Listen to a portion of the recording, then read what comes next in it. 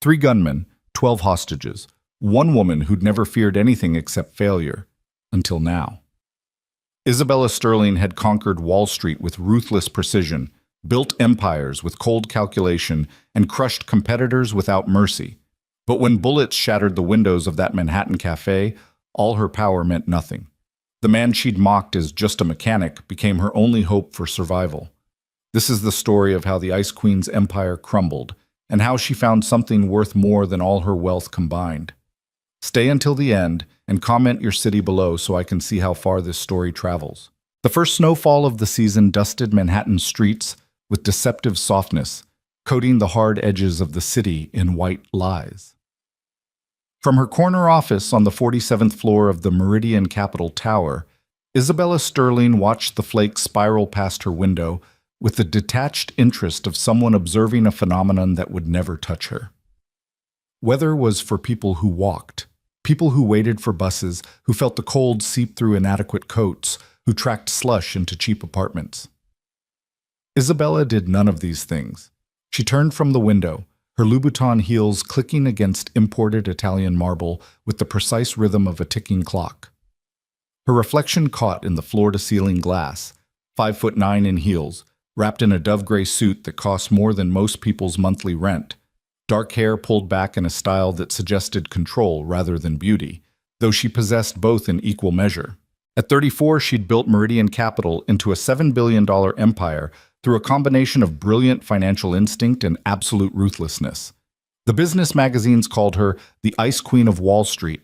They meant it as criticism. She wore it as a crown. "Your 10 o'clock is here," her assistant Marcus announced through the intercom, his voice carrying the careful neutrality of someone who'd learned not to inflect emotion around his employer. Isabella glanced at her Patek Philippe watch, a gift to herself after her first billion-dollar acquisition. 9:47 a.m., 13 minutes early. She made a mental note. Desperation, she thought, makes people punctual. "Give me 5 minutes, then send them to conference room A." "Him," Marcus corrected gently. "Just one person. Mr. Carter." Isabella's perfectly shaped eyebrow arched a millimeter.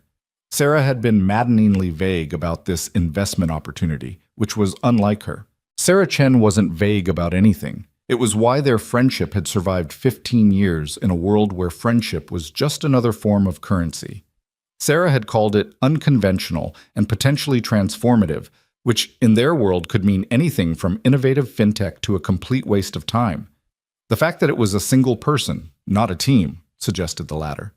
She spent the 5 minutes reviewing the morning's market reports, her mind processing data with computer-like efficiency.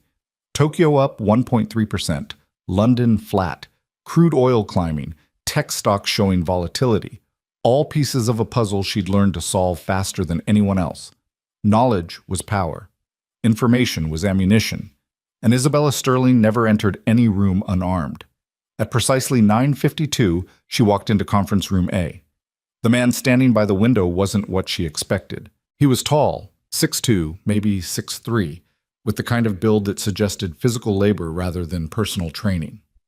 Dark hair touched with early gray at the temples, strong jaw shadowed with stubble that was either artfully maintained or genuinely forgotten. He wore dark jeans, work boots that had actually seen work, and a button-down shirt under a canvas jacket that looked like it had history. No tie, no briefcase, no laptop. He was staring out at the Manhattan skyline with his hands in his pockets, and he didn't turn when she entered. First mistake, Isabella thought. Never give someone your back in a negotiation. "Mr. Carter?" Her voice could have frosted glass. "I'm Isabella Sterling." He turned slowly, and she found herself looking into eyes that were an unusual shade of gray-blue, like storm clouds over water. There was something in those eyes that made her uncomfortable, a steadiness, an assessment that felt uncomfortably like being seen rather than merely looked at. "Ethan." He extended his hand. "Thanks for taking the meeting." His handshake was firm but brief, calloused palms that confirmed the physical labor observation. Isabella's mind was already recalibrating. This wasn't an investor. This was someone Sarah had set her up with, socially. The realization landed like ice water down her spine. "Where's your presentation?" she asked, her tone sharpening. "Don't have one." Your pitch deck? Market analysis? Financial projections? None of those either. Isabella's smile could have cut diamonds. I see. Mr. Carter, I think there's been a misunderstanding.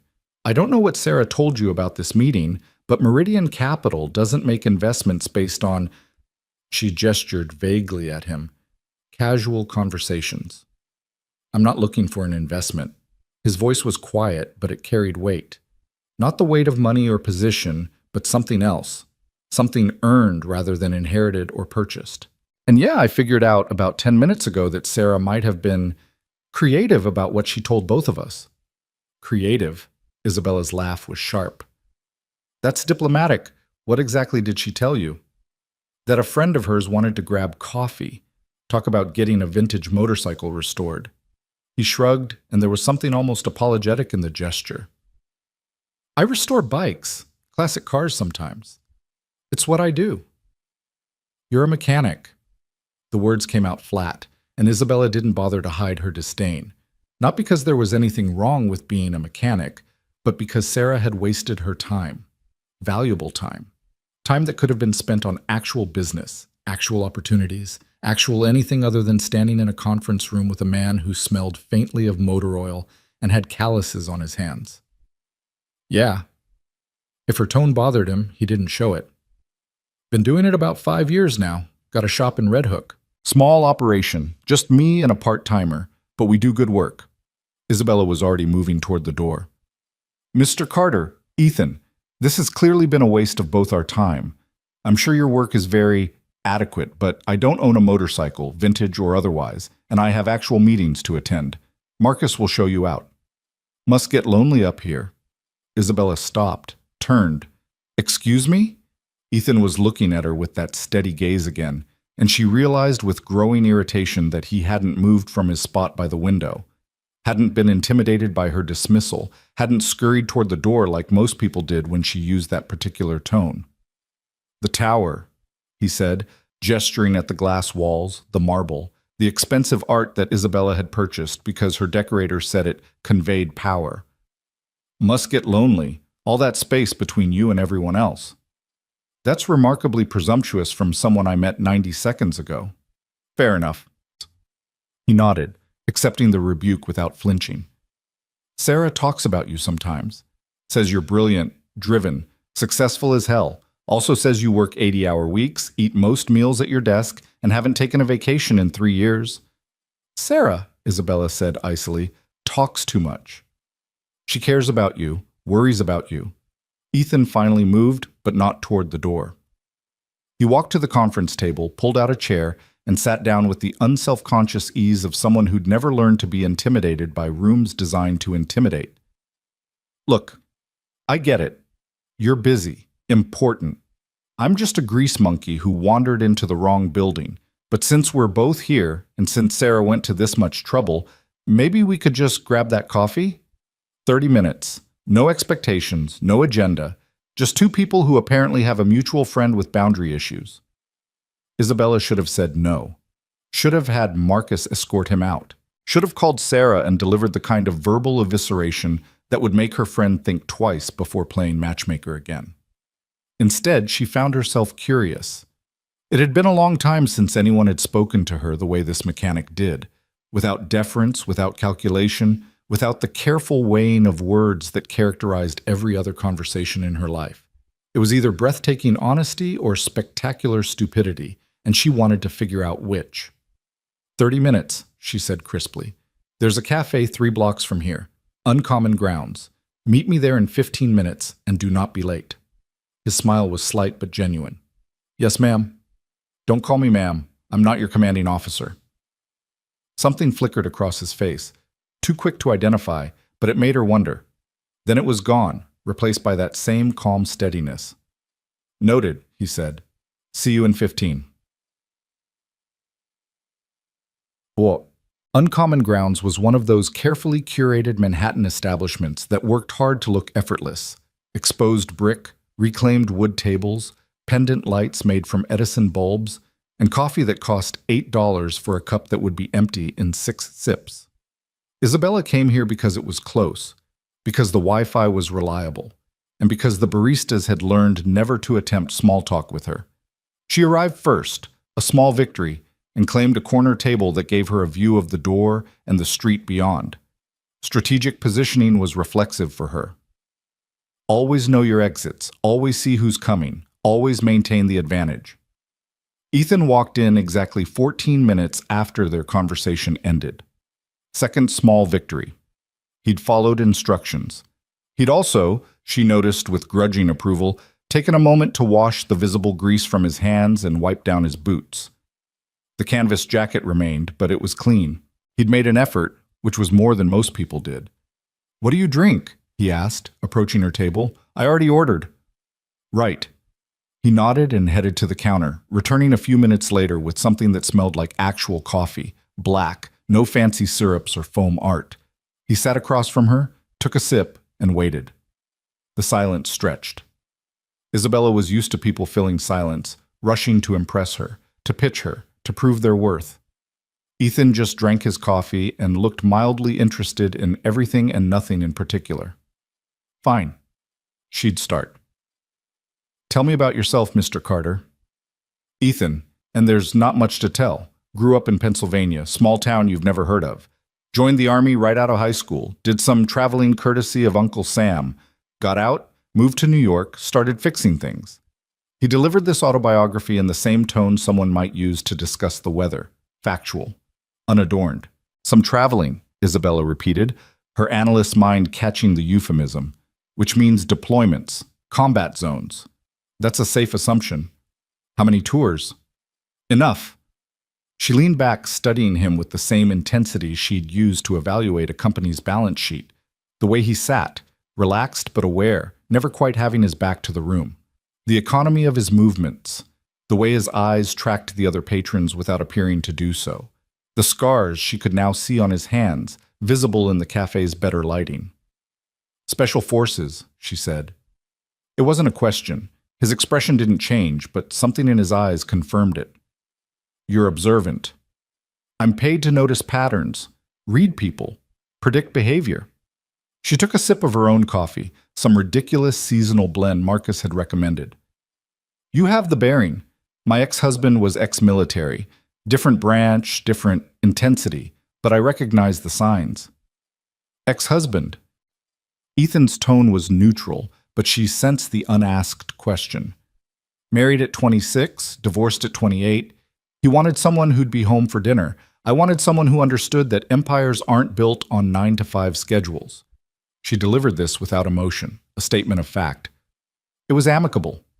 We wanted different things." "What did you want?" The question was so direct, so stripped of artifice that Isabella actually paused. What did she want? Success? Obviously. Power, influence, security, the ability to never be vulnerable, never be dependent, never be the person waiting for someone else to save them. "To win," she said finally, "at everything." Ethan nodded slowly, as if this made perfect sense. "And do you? Win at everything?" "Yes." "Sounds exhausting." Isabella's smile was sharp. "Losing is more exhausting. Losing means someone else controls your fate. Losing means weakness, vulnerability, dependence. I don't do any of those things. Everyone's vulnerable sometimes. Not everyone chooses to be. Don't think it's a choice." Ethan's voice remained quiet, but there was certainty in it. Vulnerability just is, part of being human. You can pretend you're not, build walls, keep people at a distance, but it doesn't change the truth of it. Isabella felt her irritation rising. Is this the part where the blue-collar philosopher tells the shallow rich woman about what really matters in life? Because I've seen that movie, and it's tedious. No. He didn't rise to the bait. This is the part where I wonder what happened that made you think being invulnerable was possible, let alone desirable. The words landed like a punch to the sternum, unexpected and precisely targeted. For a moment, Isabella saw herself at 9 years old, watching her father's company implode after a hostile takeover. Saw her mother's hands shaking as she sold jewelry to pay bills. Saw the house, the big house with the pool and the gardens, sold to strangers while she stood on the lawn with a single suitcase of belongings. She'd made a promise that day, never again, never vulnerable, never dependent, never weak. That she said coldly, is none of your business. You're right. I apologize. And he sounded like he meant it. Sarah was right about one thing, though. What's that? You're brilliant. Probably the smartest person in most rooms you walk into. He took another sip of coffee. But smart doesn't mean you're right. And success doesn't mean you're happy. Happiness, Isabella said the word like it tasted bitter, is a luxury people pursue when they have nothing real to accomplish. I have a company to run, investors to satisfy, employees depending on me. I don't have time for happiness. What about time for living? This is living, my life, my choices, my terms. Okay. Ethan checked his watch, a simple functional piece that probably cost less than Isabella's coffee. I should get going. I've got a '67 Mustang in the shop that won't rebuild itself. Isabella blinked. That's it? You're leaving? You said 30 minutes. We're at 28. He stood, pulling on his canvas jacket. Thanks for the coffee conversation.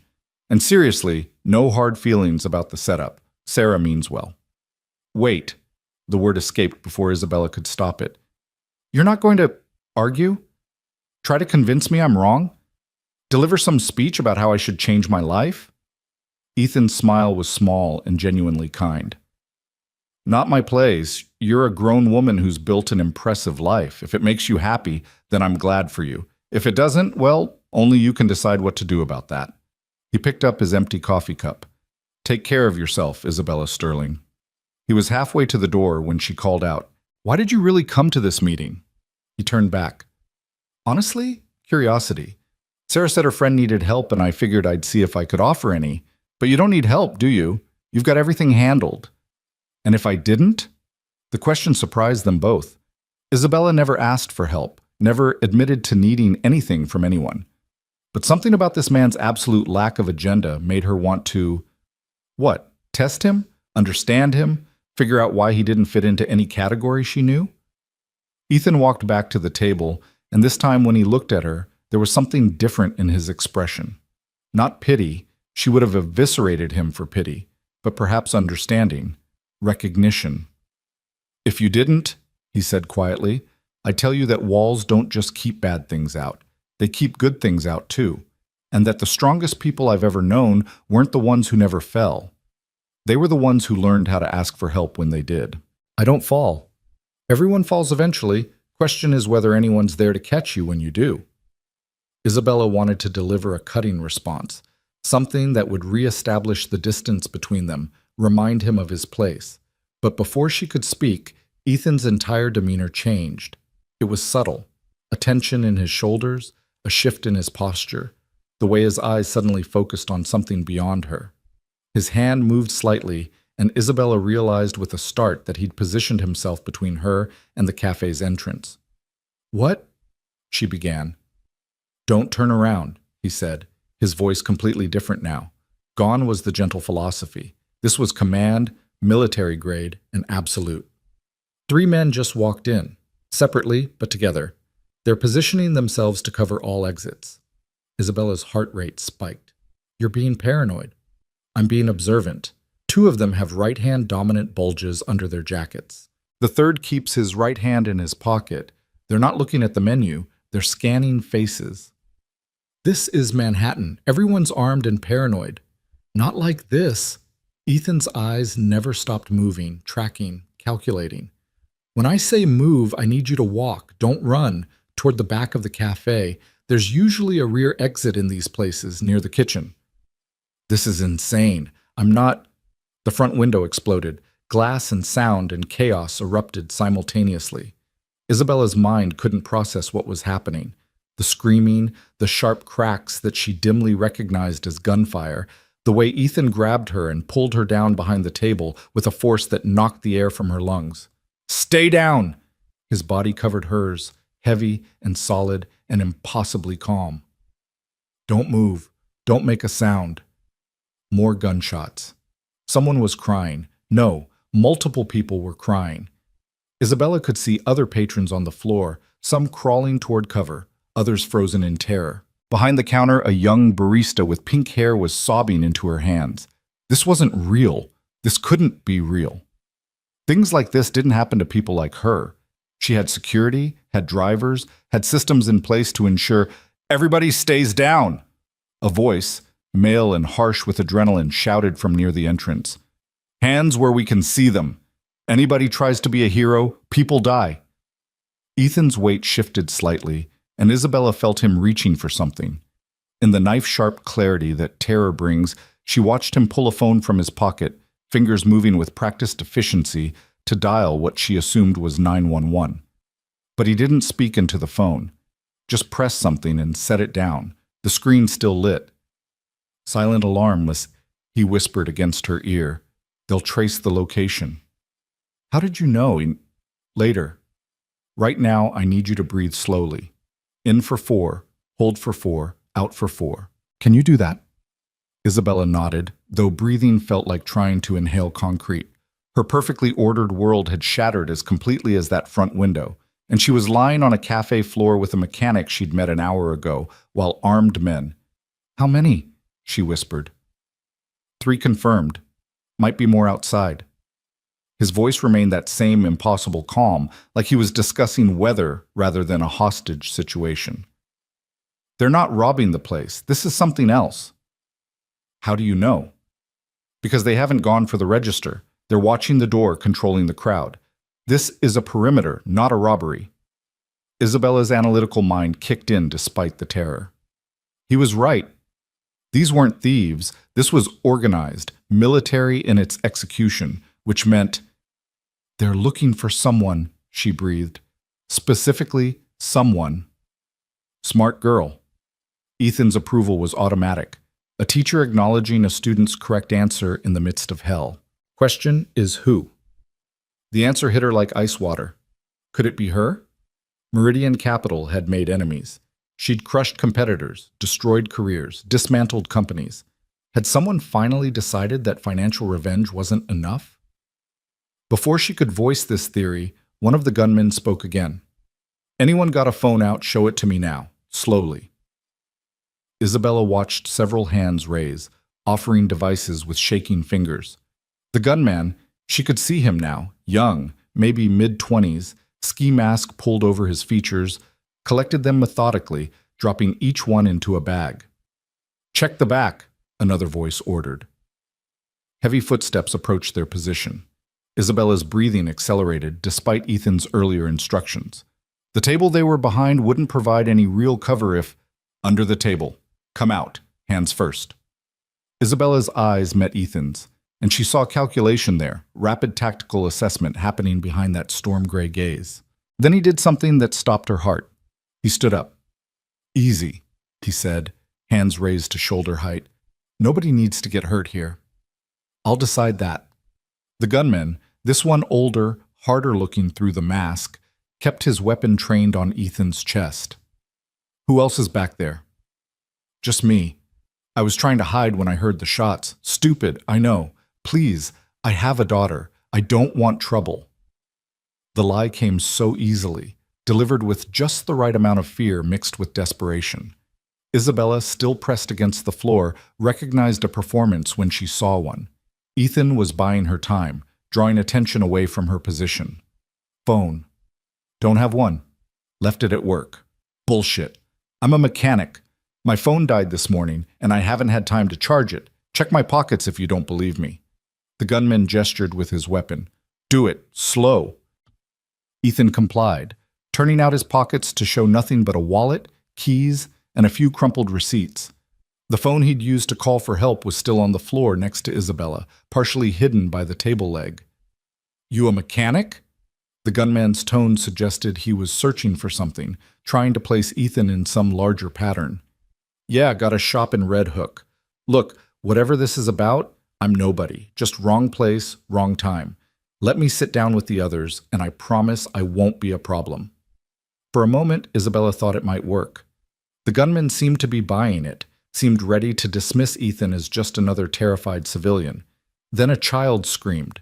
The sound cut through the cafe like a blade, pure, terrified, the kind of scream that bypasses thought and goes straight to instinct. Isabella turned her head and saw a little girl, maybe 7 years old, standing near the overturned chairs. She must have been in the bathroom when the gunmen entered, emerging now into a nightmare she couldn't possibly understand. "Mommy!" the girl shrieked, trying to run toward a woman pressed against the far wall. The nearest gunman moved to intercept her, and that's when everything changed. Ethan didn't think. Isabella saw it happen. The shift from civilian to soldier, the transformation so complete and instantaneous that it seemed like he'd been wearing the other persona as a disguise. He moved with the kind of speed and precision that came from thousands of hours of training, a lifetime of operating in violence. His hand shot out and grabbed a glass water pitcher from a nearby service station. In one fluid motion, he hurled it at the gunman, threatening the child. The pitcher caught the man square in the face, heavy glass and water combining into a stunning impact that sent him staggering backward. Ethan was already moving, closing the distance in 3 long strides. He caught the gunman's weapon hand, controlling the gun's direction with a grip that Isabella knew, even from her limited view, would leave bruises. A sharp strike to the elbow, a twist, and the weapon clattered to the floor.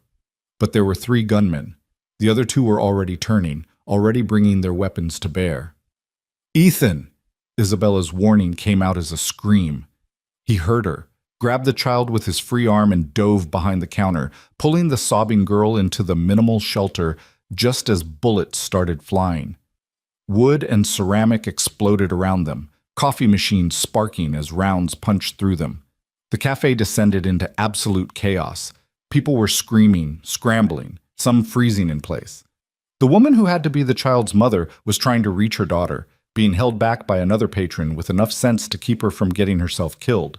Isabella's mind went to a place she'd never experienced, complete, overwhelming helplessness. All her money, all her power, all her carefully constructed control, and she was useless. Worse than useless. She was a liability, someone who didn't know how to function when the world operated on rules other than the ones she'd mastered. But Ethan did. She watched him position himself to shield the girl, watched him scan the space with the kind of tactical awareness that spoke of experience in far worse situations than this. When he spoke, his voice was calm, impossibly, insanely calm, directed at the crying child in his arms. "Hey, sweetheart, I need you to be really brave for me, okay? What's your name?" "Sophie," the girl sobbed against his shoulder. "Sophie. That's a beautiful name. I'm Ethan. I have a little girl too, just about your age. Her name's Lily, and she gets scared sometimes too. You know what I tell her when she's scared?" "What?" The tiny voice was barely audible over the chaos. "I tell her that scared is okay. Scared means you're smart, that you understand when things are dangerous. But scared doesn't mean we give up. It means we breathe, and we think, and we wait for our moment. Can you do that with me? Breathe and wait." The girl nodded against his chest. "You're doing great, Sophie. Your mom is so proud of you right now." Isabella watched this exchange from her position on the floor, and something in her chest cracked. This man, this mechanic she'd dismissed, this stranger she'd looked down on, was cradling a terrified child while bullets flew, speaking to her with such gentle confidence that even Isabella felt calmer listening to him. "Enough!" The harsh voice of the gunman's leader cut through the noise. "Whoever's behind that counter, you've got 3 seconds to come out before I start shooting hostages." "Don't." Ethan's response was immediate. "I'm coming out. Don't hurt anyone." "Ethan, no!" Isabella didn't recognize her own voice, high and desperate. He didn't look at her. Carefully, he passed Sophie to the pink-haired barista who'd been hiding behind the counter. "Keep her down," he instructed quietly. "Don't let her see." Then he stood, hands raised, and stepped out into the open. The lead gunman grabbed him immediately, pressing a weapon to his temple with enough force to make Ethan grimace. "Think you're a hero?"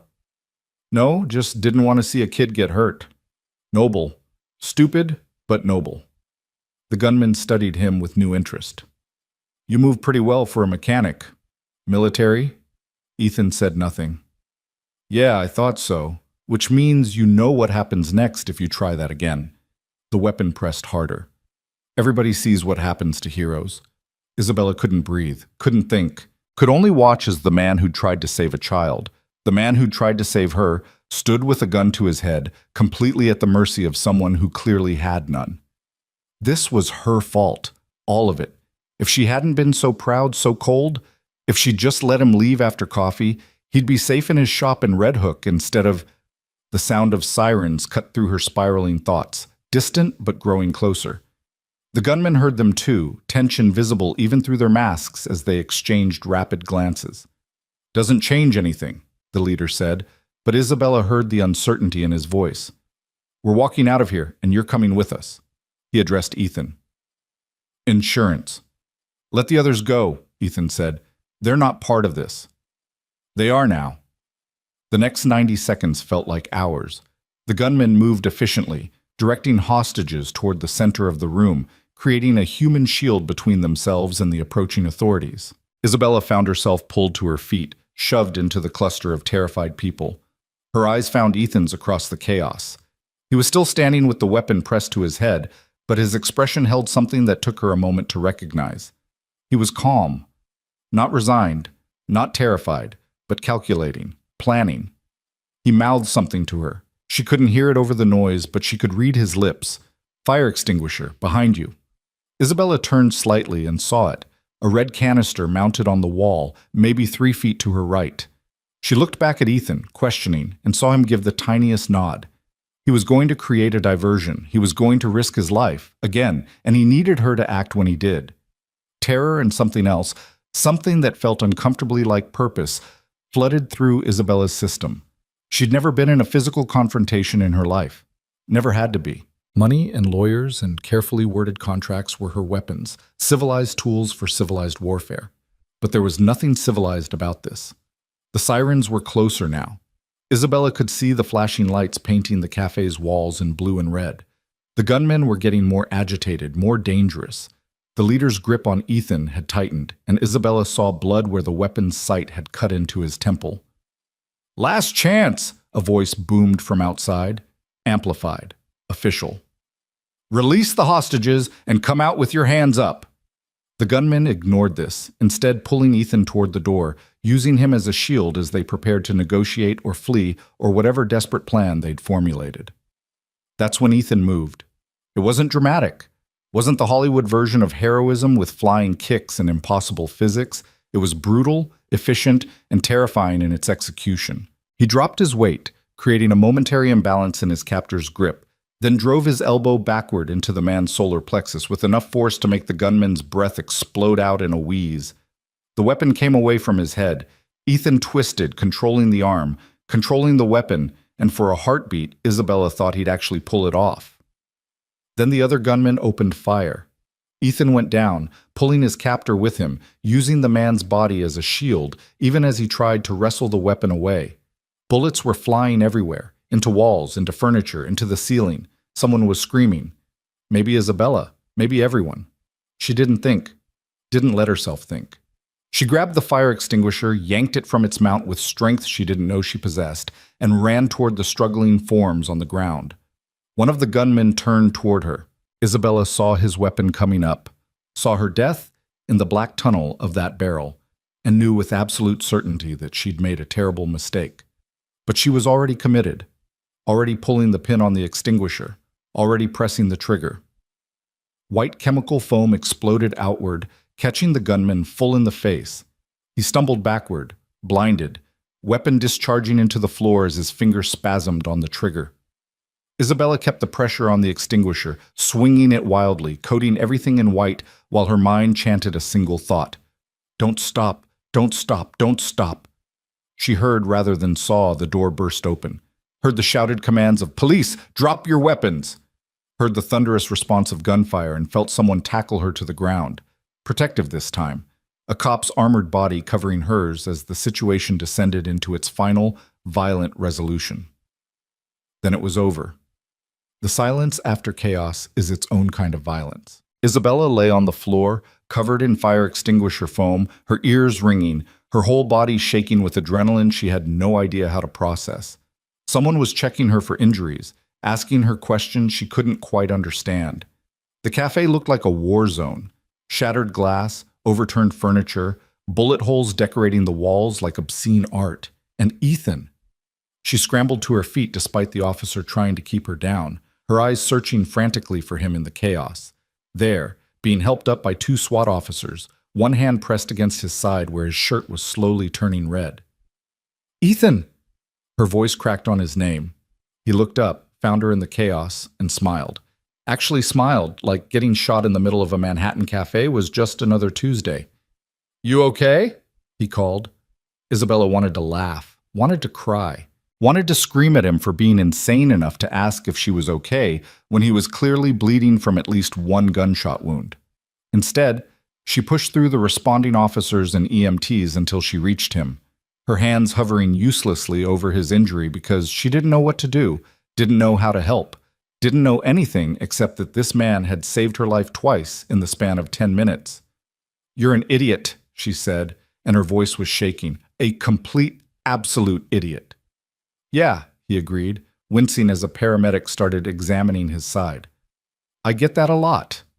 You could have been killed. You could have—" Isabella's voice broke, and she realized with horror that she was crying. She never cried. Crying was weakness, was loss of control, was everything she'd spent a lifetime avoiding. Ethan's hand caught hers. His grip was bloody and weak, but warm. "Hey, I'm okay. You're okay. Sophie's okay. That's what matters." "Ma'am, we need to get him to the hospital," the paramedic said gently. "Are you injured? Do you need medical attention?" Isabella shook her head, unable to form words. She watched them load Ethan onto a stretcher, watched him wince as they moved him, watched his blood stain the white sheets they'd wrapped around him.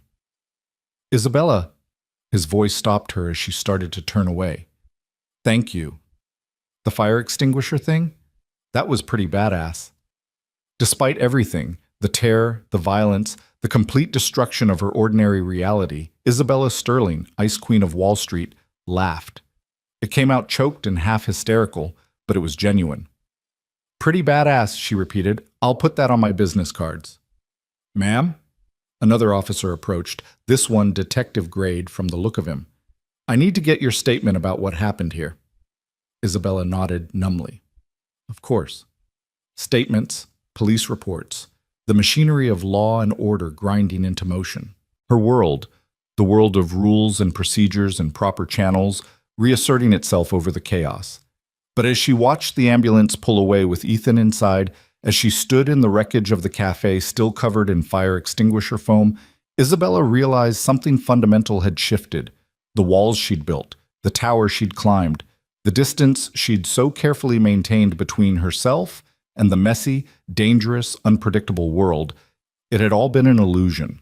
She wasn't invulnerable, wasn't untouchable, wasn't safe just because she had money and power and a corner office 47 stories above the street. And the man who'd shown her this truth, just a mechanic she'd almost dismissed with contempt, had done it by putting himself between her and death without hesitation, without expectation, without anything except the kind of courage she'd never had to possess. The officer was still waiting for her statement. Isabella took a breath, squared her shoulders, and began to speak. But in the back of her mind, below the recitation of facts and timeline, a single thought kept circling. Everything had changed. She just didn't know yet what that meant. The detective's name was Morrison, and he had the weary eyes of someone who'd seen too much of humanity's worst impulses. He guided Isabella to one of the few intact chairs in the cafe, his hand gentle on her elbow as if she might shatter at any moment. Maybe she would. She wasn't entirely sure what was holding her together anymore. "Start from the beginning," Morrison said, his voice professionally kind. "When did you first notice something was wrong?" Isabella opened her mouth to answer and found her mind completely blank. When had it started? The moment the window exploded? No, before that. Ethan's warning, the way he'd changed, tension flooding his body like someone had flipped a switch.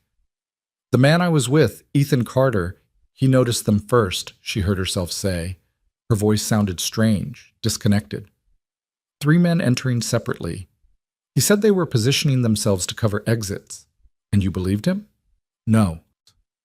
The word came out sharp, edged with something that might have been shame. "I thought he was being paranoid, dramatic. I told him this was Manhattan, that everyone was armed and paranoid." Morrison made a note. But he was right. He was right about everything. Isabella stared at her hands, still trembling slightly, still smudged with the residue of fire extinguisher foam. He knew they weren't robbing the place, knew they were looking for someone specific. When they came toward us, he put himself between them and me. The witness statements say he disarmed one of the suspects. That true? A child screamed. There was a little girl, Sophie, I think her name was. One of the gunmen went after her, and Ethan just moved, like he'd done it 1,000 times before. Isabella looked up at Morrison. He was special forces, wasn't he? The way he fought, the way he handled everything. That wasn't civilian self-defense training. Morrison's expression remained carefully neutral. I can't discuss another witness's background, but between you and me? Yeah. That kind of response comes from serious training and experience. He paused. You're lucky he was there. Lucky. The word felt absurd. Lucky implied chance, randomness, the casual intersection of circumstance. But sitting here in the wreckage, Isabella couldn't shake the feeling that nothing about this morning had been random at all. Detective, those men, they weren't after the register. They didn't demand money or try to rob anyone. They were controlling the space, securing perimeters. That's military language, isn't it? Military thinking? You're very observant, Ms. Sterling. I analyze patterns for a living, risk assessment, threat modeling, predicting behavior based on incomplete data. Isabella leaned forward, her analyst's mind finally engaging with something it could process. This wasn't random violence. This was an operation. So what were they operating toward? Who were they looking for? Morrison studied her for a long moment. That's what we're trying to determine. The 3 suspects are in custody, 2 injured, 1 critical. We'll know more once we can question them. He flipped his notebook to a fresh page. Now I need to ask you something, and I need you to think carefully before you answer. Is there anyone who might want to harm you? Business rivals, disgruntled employees, anyone you've had conflicts with? The question landed exactly where Isabella's thoughts had been circling since the shooting started. Meridian Capital had made enemies. She'd made enemies.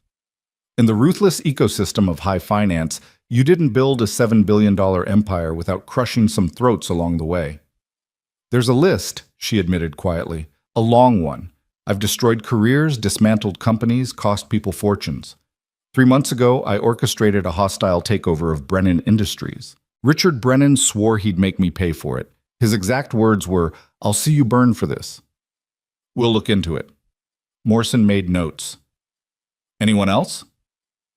Isabella closed her eyes, running through the catalog of her professional devastations. Marcus Tillman, former CFO of a company we acquired. He blamed me personally for losing his position, sent emails, made threats on social media before his lawyers made him stop. Catherine Wu, I exposed accounting fraud at her firm, cost her everything. She's currently awaiting trial. She opened her eyes. Should I continue? Because I can. That's what winning looks like in my world, Detective. It looks like a trail of people who'd celebrate if I died. Morrison's expression had shifted to something that might have been pity. We'll need those names. All of them. And Ms. Sterling, you might want to consider personal security until we figure out what today was really about. Personal security. Bodyguards.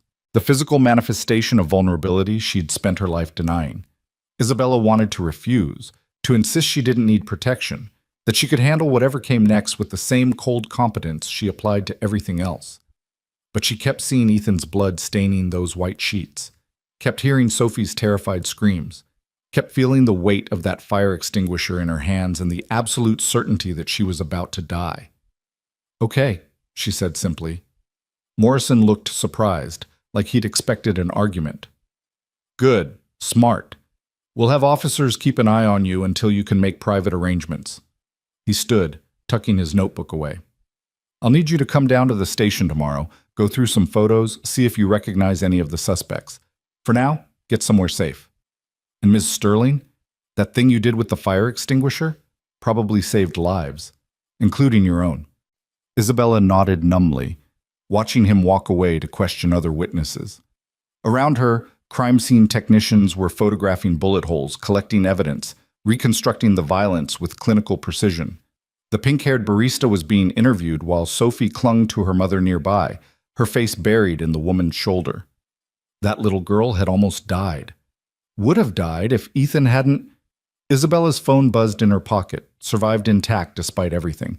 She pulled it out to find 73 missed calls, over 100 texts, and what looked like every news outlet in New York trying to reach her. The shooting had already hit the media cycle, complete with shaky phone footage from witnesses outside and helicopter shots of the SWAT response. One text stood out from Marcus, her assistant. "Are you alive? Please tell me you're alive. Office is in chaos. Board wants emergency meeting." Of course they did. The CEO of Meridian Capital, caught in a hostage situation, was exactly the kind of crisis that sent boards into panic mode. They'd want assurances, want risk assessments, want to know if this would affect stock prices or investor confidence or any of the 1,000 metrics that mattered more than actual human lives. She should call them, should start managing the situation, controlling the narrative, doing all the things Ice Queens did when their carefully constructed worlds developed cracks. Instead, she texted back, "Alive. Going to hospital. We'll call tomorrow." Then she turned off her phone. The action felt revolutionary, like she'd just detonated a bomb under her own perfectly ordered existence. Isabella Sterling did not turn off her phone, did not ignore her board, did not prioritize anything over Meridian Capital's interests. But Isabella Sterling had also never grabbed a fire extinguisher and charged at armed gunmen, so apparently today was full of surprises. "Ms. Sterling?" A young uniformed officer approached, her expression sympathetic. "I'm Officer Chen. Detective Morrison asked me to arrange transport for you. Where would you like to go?" Where would she like to go? The question seemed impossibly vast. Home. Her penthouse apartment with its white furniture and minimalist decor and oppressive silence? The office, her sanctuary of glass and steel and controlled perfection? The hospital, Isabella heard herself say. Whichever one they took Ethan Carter to. Officer Chen nodded like this made perfect sense. Presbyterian, I'll have someone drive you. The ride took 20 minutes through traffic that parted reluctantly for the patrol car's flashing lights. Isabella sat in the back, staring out the window at a city that looked exactly the same as it had this morning, despite the fact that her entire understanding of reality had been violently reorganized. People walked dogs, delivered packages, argued on cell phones, lived their lives in blissful ignorance of how quickly everything could shatter. She'd been one of them until 2 hours ago. Had believed that money and power and strategic thinking could insulate her from the chaos that afflicted ordinary people. The cafe shooting had stripped that illusion away with brutal efficiency, leaving her with the uncomfortable recognition that she was just as fragile, just as vulnerable, just as human as everyone else. The hospital's emergency room was controlled chaos, nurses moving with purposeful efficiency, doctors barking orders, the ambient sound of suffering and hope mixing into something simultaneously terrible and sacred. Isabella approached the admissions desk, suddenly aware of how she must look. Expensive suit covered in white foam residue, hair escaping from its usually perfect style, traces of someone else's blood on her hands. "I'm looking for Ethan Carter," she told the nurse. He was brought in from the cafe shooting, gunshot wound. The nurse's fingers flew across her keyboard.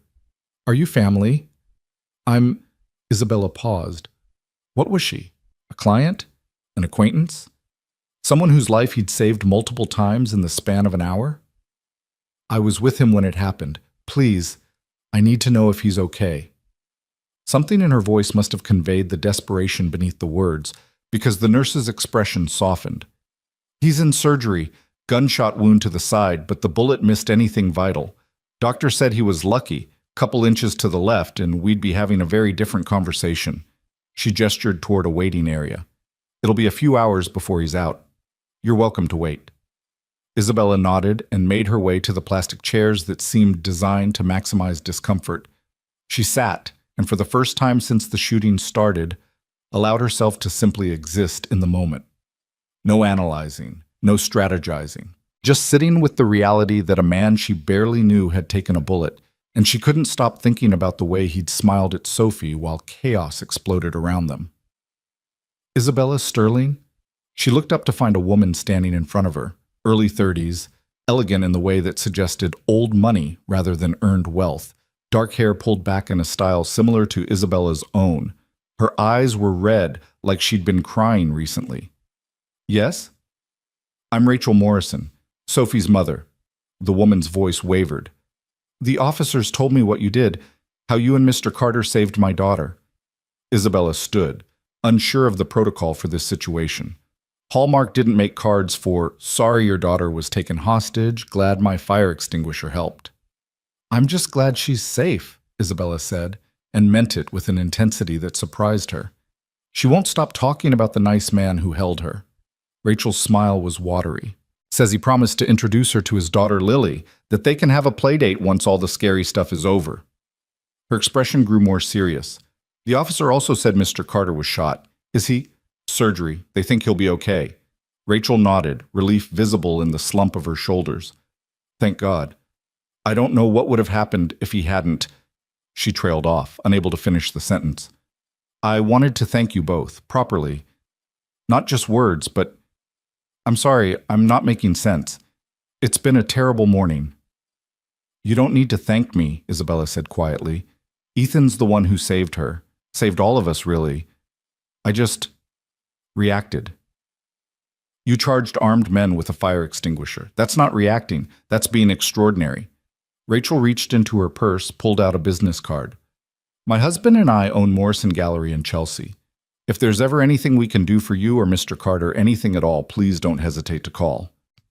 Isabella took the card more out of politeness than any intention of using it. Rachel Morrison squeezed her hand once, then left, presumably to return to Sophie and begin the long process of helping a 7-year-old make sense of trauma. The waiting room's clock ticked forward with aggressive slowness. Isabella tried to focus on her phone, turned it back on despite her earlier rebellion, watched the messages pile up with almost comedic speed. But she couldn't concentrate on board politics or investor concerns or any of the things that usually commanded her complete attention. Instead, she kept replaying the morning. Ethan's quiet observations about her tower, his refusal to be impressed or intimidated by her success. The way he'd transformed from philosopher to warrior in a heartbeat, his blood on her hands. Miss Sterling? Isabella looked up to find a doctor approaching, still in surgical scrubs, her face tired but not grim. That was good. Grim was bad. I'm Dr. Palmer. I just finished Mr. Carter's surgery. She sat down in the chair beside Isabella, professional distance giving way to something more human. The bullet entered his right side, traveled through muscle tissue, and lodged against his lower rib. We were able to extract it without complications. Barring infection, he should make a full recovery. The relief that flooded through Isabella's system was disproportionate to their acquaintance. She barely knew this man, had no claim on him, no reason to care beyond basic human decency. And yet hearing that he'd be okay made her want to cry again, which was becoming an alarming pattern. When can I see him? He's in recovery now, should be moved to a room in about an hour. Dr. Palmer studied Isabella with the assessing gaze of someone trained to read what patients didn't say. This isn't the first time he's been shot. Did you know that? Isabella shook her head. He has significant scarring, old wounds, some of them pretty severe. Military, I'd guess.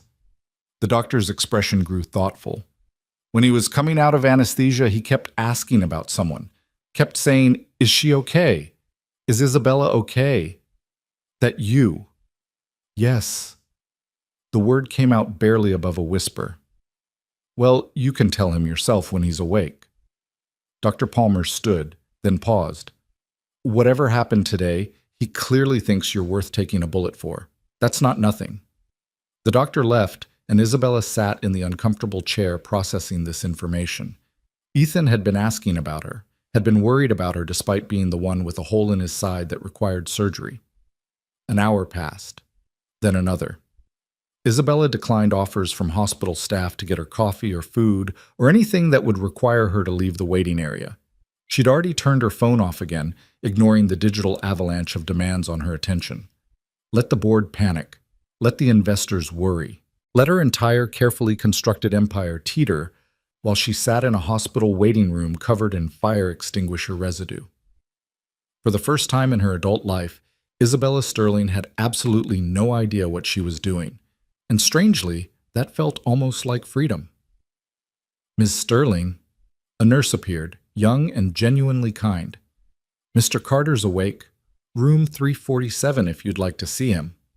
Isabella followed her through corridors that all looked identical, past rooms containing strangers suffering, until they reached a door marked with Ethan's name on a whiteboard. She paused outside, suddenly uncertain. What did you say to someone who'd saved your life? Thank you seemed inadequate. How are you feeling seemed ridiculous given the circumstances. Sorry I got you shot was probably accurate, but not particularly helpful. She knocked quietly and pushed the door open. Ethan was half reclined in the hospital bed, pale but alert, an IV running into his left arm and monitoring equipment beeping steadily beside him. He wore a hospital gown that somehow made him look more vulnerable than anything else she'd seen today. When he saw her, his face split into a smile that was equal parts genuine pleasure and obvious pain. "Hey," he said, his voice rough. "You made it. You got shot." Isabella heard the accusation in her own voice, like this was somehow a personal failing on his part. "Little bit, yeah," he gestured at his bandaged side. "Doctor says I'll be fine. Bullet missed the important stuff." Isabella walked to his bedside, her hands useless at her sides. "You could have died. You should have just... You didn't have to..." "Yes, I did." Simple. Absolute. No room for argument. "Why?" The word exploded out of her. "Why would you do that? You don't know me. You don't owe me anything. I was terrible to you this morning, looked down on you, dismissed everything you said. And then when things went bad, you just..." Her voice broke. "You just kept saving people. That little girl, those other hostages, me. Why?" Ethan was quiet for a moment, his storm gray eyes studying her with that same uncomfortable perception he'd shown in the cafe. "You want the simple answer or the real one?" "Real. Always real." "Because I could." He shifted slightly, wincing at the movement. "I've had training, experience, been in situations way worse than today. When that window exploded, my brain went to a place it knows. Tactical assessment, threat neutralization, protecting civilians. It's not heroic, Isabella. It's just reflex. Muscle memory from a life I used to live." That's not an answer. That's a description of capability, not motivation. Lots of people could do things they choose not to do. Isabella moved closer, needing him to understand. "You chose to act, chose to risk yourself. And I need to know why, because nothing in my understanding of human nature accounts for what you did." "Your understanding of human nature comes from Wall Street." Ethan's smile was gentle, without judgment. "That's a place where self-interest rules, where people calculate cost-benefit on everything, including relationships. But not everyone operates that way. So you're just naturally selfless? Is that what you're telling me?" "God, no." He laughed, then immediately regretted it, pressing a hand to his bandaged side. "I'm selfish in all sorts of ways, but I have a daughter. She's 8 years old, smartest person I know, and she believes the world is fundamentally good, that people help each other, that heroes are real." His expression grew distant. "I've seen too much darkness, Isabella. Done things in the name of duty that still wake me up at night. But when I look at Lily, I want her to be right. Want to be the kind of person who justifies her faith in humanity. So you risk your life to maintain your daughter's innocence?" Isabella heard the skepticism in her voice. "That seems like a complicated rationalization for basic hero complex behavior." "Maybe." Ethan didn't seem offended by her analysis. "Or maybe I just don't believe you should stand by when you can help. You didn't either, by the way. I grabbed a fire extinguisher in a panic. That's not the same as what you did. Isn't it? You had every reason to stay down, stay safe, let the professionals handle it. But you saw someone in danger and you acted.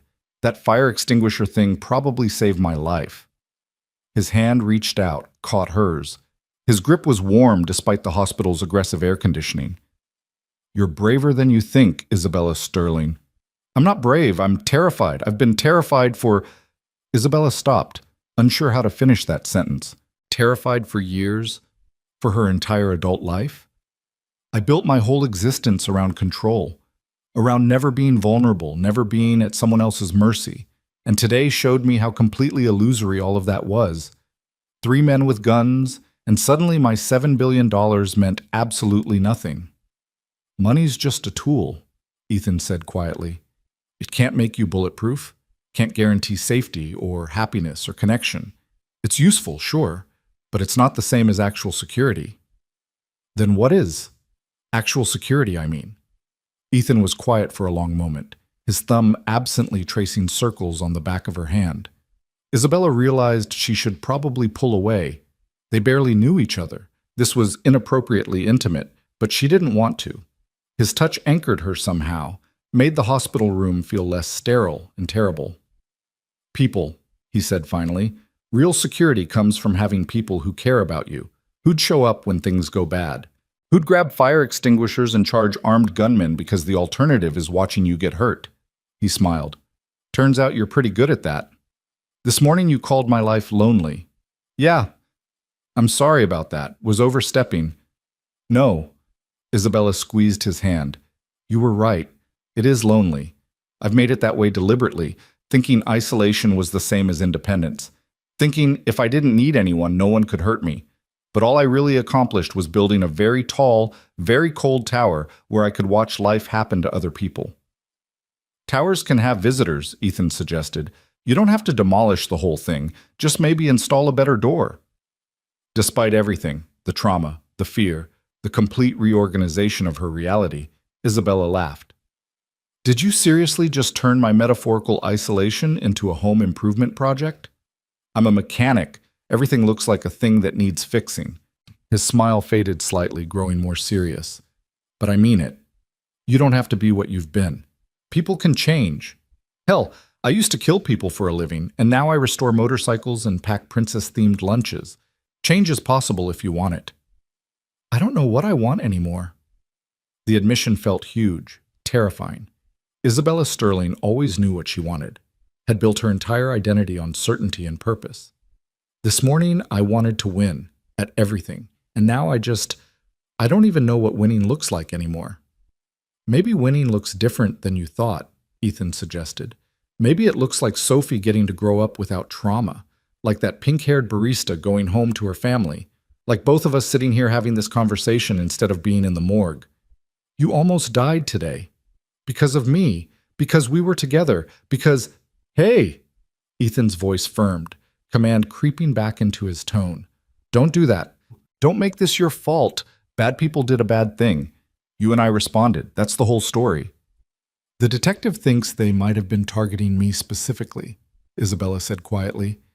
He asked about enemies, business rivals, people who might want to hurt me. The list was extensive. Ethan's expression darkened. They give you protection? Police escort until I arrange private security. She gestured vaguely at the door. There's an officer outside right now. Apparently I'm a person of interest in an active investigation, which is a professional first for me. Good. Keep the security. Don't take chances. His hand tightened on hers. Promise me. Why do you care? We met 4 hours ago, and most of that time was spent with you saving my life in various ways. You don't actually know me, Ethan. I know enough. His storm gray eyes held hers. I know you're brilliant and driven and scared underneath all that ice. I know you charged armed men to help me, even though you were terrified. I know you stood in that cafe and asked smart questions while everyone else was panicking. And I know you came here to check on me instead of going back to your tower. He paused. That's enough to care.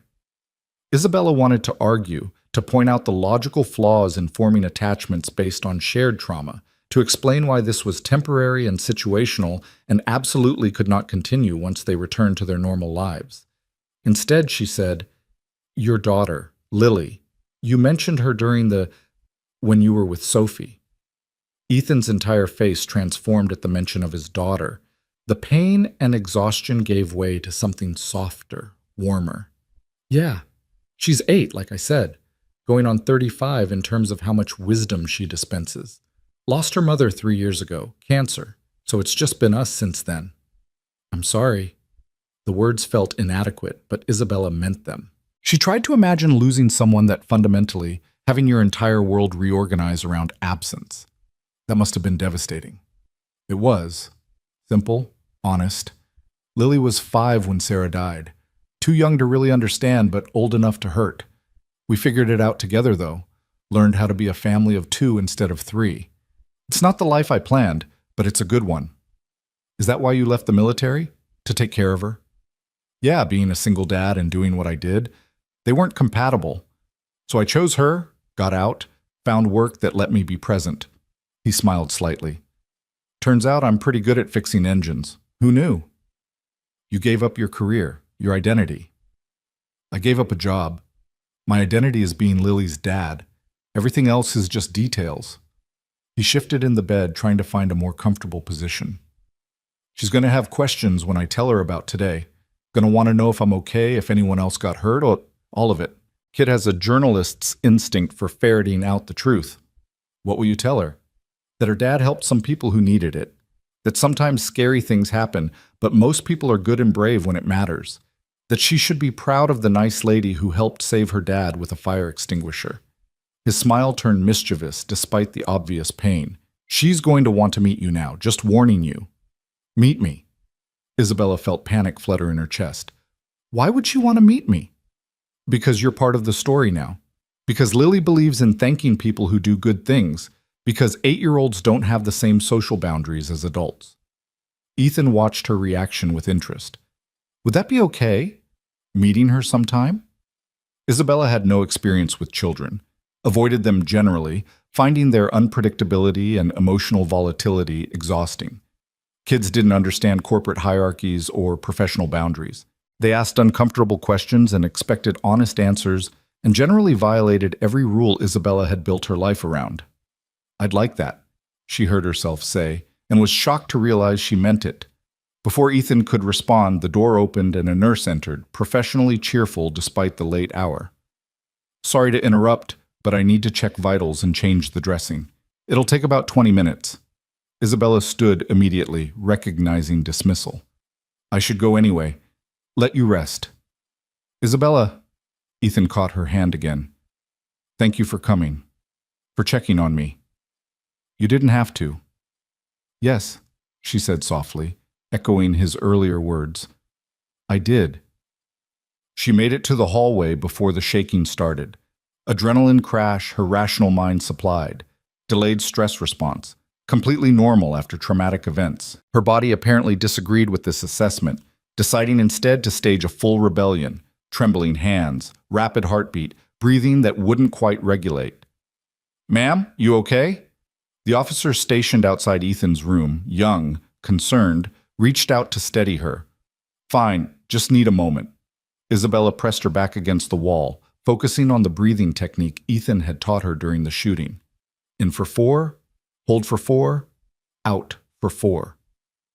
The fact that she was using crisis management skills learned during an active hostage situation to handle a hospital hallway said something profound about how far her day had deteriorated. Her phone buzzed insistently in her pocket. She pulled it out to find Marcus calling for the 20th time. With a sigh, she answered. I'm alive, she said before he could speak. I'm at the hospital, I'm uninjured, and I'll deal with the board tomorrow. Thank God. Marcus's relief was audible. Isabella, everyone's been frantic. The stories everywhere. CNN, MSNBC, all the networks. They have footage of you in the cafe, covered in that foam, looking what? Human, Marcus said quietly. Scared. Real. The Ice Queen melted on live television, and people are actually sympathizing. Your social media mentions are through the roof, people calling you brave, a hero. Isabella closed her eyes. Of course, because this was her life now. Personal trauma transformed into public spectacle, vulnerability commodified for media consumption. Handle it. Release a statement that I'm grateful for the first responders, that my thoughts are with the other victims, all the usual corporate empathy language. Already did. But Isabella, the board wants answers. They want to know if this was random or targeted. They want a security assessment, a risk evaluation, a plan for... Marcus. Her voice could have frozen nitrogen. I got held hostage this morning. Someone who helped me is in surgery. I have blood on my clothes and my hands won't stop shaking, so the board can wait 24 hours for their precious assessments. Clear? Silence. Then, carefully. Crystal clear. I'll hold them off. Just take care of yourself, okay? For once, just take care of yourself. Isabella ended the call and realized the officer was still watching her with concern. I'm fine, she said again, more firmly this time. Thank you. She made her way through the hospital's maze of corridors, following signs toward the exit. The emergency room waiting area was still chaotic. Apparently, trauma didn't pause for anyone's convenience. She was almost to the doors when someone called her name. Miss Sterling? Isabella Sterling? She turned to find a man in his 50s, well-dressed, with the kind of face that suggested either too much stress or too much cosmetic surgery. He approached with his hand extended, and something in his expression made Isabella's defensive instincts flare. I'm Robert Harding, he said, attorney representing the Uncommon Grounds Cafe. I wanted to speak with you about this morning's incident. Your client should speak with my lawyers. I'm not making any statements without legal representation. Corporate Isabella, all ice and efficiency, sliding back into place like armor. This isn't about liability, Harding said quickly. Quite the opposite. My client wants to thank you. What you did, the fire extinguisher, helping neutralize the threats, potentially saved lives and definitely saved the cafe from even worse damage. We're grateful. Isabella blinked, recalibrating. Not a lawsuit, a thank you. When had thank you started feeling more suspicious than litigation? I'm glad I could help, she said carefully. Is there anything else? Actually, yes. Harding pulled out a business card. My firm specializes in security consultation for corporate clients. Given that today's attack may have been targeted at you specifically, you might want to consider more comprehensive protection than standard bodyguards. We work with former intelligence personnel, advanced threat assessment, the whole package. There it was. The angle. Nothing was ever just gratitude. There was always an agenda, always someone trying to profit from disaster. I'll keep that in mind, Isabella said, taking the card more to end the conversation than from any real interest. Now, if you'll excuse me, I need to leave. She made it outside before her phone rang again. Sarah this time. Isabella almost didn't answer, couldn't face her friend's guilt over the matchmaking disaster that had nearly gotten them both killed. But ignoring Sarah was impossible. The woman had the persistence of water wearing down stone. Before you say anything, Sarah's voice was thick with tears. I am so sorry. I thought I was being helpful, thought maybe you two would hit it off, have coffee, discuss motorcycles or whatever. I never imagined... God, Isabella, when I saw the news... Sarah, breathe. Isabella found herself using the same calm tone Ethan had employed with her. I'm okay. Ethan's okay. We're both alive and relatively undamaged. You couldn't have known. I put you in danger. I set up that meeting, practically pushed you into that cafe. You tried to set me up on a date. The armed gunmen were somewhat outside your control. Isabella leaned against the hospital's exterior wall, suddenly exhausted. Also, for what it's worth, Ethan's remarkable. You were right about that. Remarkable enough that you stayed at the hospital for 5 hours waiting to see him? Sarah's voice carried a note of knowing that made Isabella uncomfortable. Marcus told me where you were. Said you turned off your phone, ignored the board, basically went completely off grid to check on your mechanic. He's not my mechanic, but you care about him. Did she? Isabella tried to inventory her feelings and found the usual analytical clarity completely absent. She cared that Ethan was okay, cared in a way that felt disproportionate to their brief acquaintance but utterly genuine. The thought of him being seriously hurt made her chest tight. The memory of his smile in that hospital room made something warm unfold in her stomach. I don't know what I feel, she admitted. Today broke something in me, Sarah.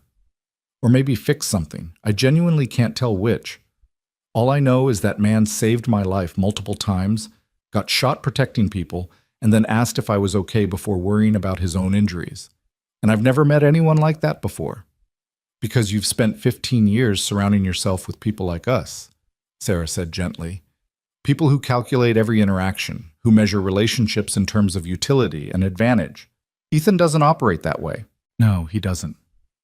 Isabella watched an ambulance pull up, disgorging another emergency, another crisis, another life teetering on the edge. Sarah, do you ever wonder if we're missing something? If all our success and power and careful planning is just elaborate distraction from actually living? The line was quiet for a long moment. Then, every single day. But I'm too afraid to do anything about it. Yeah, Isabella said softly. Me too. They talked for a few more minutes, Sarah extracting promises that Isabella would call if she needed anything, Isabella assuring her friend that their friendship was intact despite the day's chaos. After they hung up, Isabella stood in the cold November evening and tried to decide where to go. Not home. Her apartment felt too empty suddenly, too much a monument to solitude. Not the office. She'd probably throw something at the board if they tried to meet tonight. Where did people go when their entire worldview had been violently reorganized? Her phone buzzed with a text from Officer Chen, her escort. Ready to take you wherever you need to go, Ms. Sterling. Isabella looked up at the hospital's lit windows, wondered which one was Ethan's room, wondered if he was awake or sedated or thinking about his daughter. Then she climbed into the patrol car and gave the officer her address. The penthouse apartment was exactly as she'd left it that morning, which felt impossible given that an entire lifetime had occurred in the interim. White furniture, minimalist decor, floor-to-ceiling windows offering a view of Manhattan that real estate agents called breathtaking, and Isabella now recognized as another form of distance. 47 stories between her and the messy, dangerous, beautiful world below. She stood at those windows for a long time, still wearing her ruined suit, and watched the city lights flicker in the darkness. Somewhere out there, Sophie was probably having nightmares. Rachel Morrison was holding her daughter too tight. Ethan was lying in a hospital bed with a bullet wound he'd acquired saving strangers. And Isabella Sterling, Ice Queen of Wall Street, was starting to suspect that her tower wasn't protection at all. It was just a very expensive prison. Isabella didn't sleep that night. She tried, changed into silk pajamas, lay in her $1,000 sheets, closed her eyes, and willed her mind to quiet. But every time she started to drift, she'd jerk awake with the sound of shattering glass echoing in her ears, or the sharp crack of gunfire, or worse, the wet sound of Ethan hitting the floor with blood spreading across his shirt. At 3 a.m, she gave up and went to her home office, pulling up security footage from Meridian Capital's building. She watched herself arrive that morning, confident stride, designer suit, the armor of success worn so comfortably she'd forgotten it was armor at all. Watched herself 7 hours ago when the worst thing she'd imagined happening that day was a boring meeting with a mechanic her friend had set her up with. God, she'd been so dismissive, so certain of her superiority, so quick to judge Ethan as beneath her consideration. The memory made her cringe with something that might have been shame. Her phone lit up with a text from an unknown number. It's Ethan. Got your number from Sarah. Hope that's okay. Just wanted to let you know they're releasing me this afternoon. Lily's beside herself wanting to meet the fire extinguisher lady. No pressure, but if you wanted to stop by the shop sometime this week, we'd both be glad to see you. Isabella stared at the message for a full minute, trying to decode it for hidden meanings or agendas, but there was nothing there except genuine invitation, the kind of simple human connection she'd spent years avoiding. She typed back, I'd like that. Let me know when works for you. Then, after a pause, added, How are you feeling? The response came quickly. Like I got shot, but I've had worse. Get some sleep, Isabella. Tomorrow's going to be intense. He wasn't wrong. By the time she made it to the office at 7, early even by her standards, the lobby was already swarming with reporters held at bay by extra security. Marcus met her at the elevator with 2 extra-large coffees and an expression that suggested he'd also had no sleep. Conference room now, he said without preamble. Board assembled at 6:30. They've been waiting. Isabella took the coffee and squared her shoulders. Back to the tower, back to the ice, back to being the person who'd built an empire through sheer force of will and absolute control. The conference room fell silent when she entered.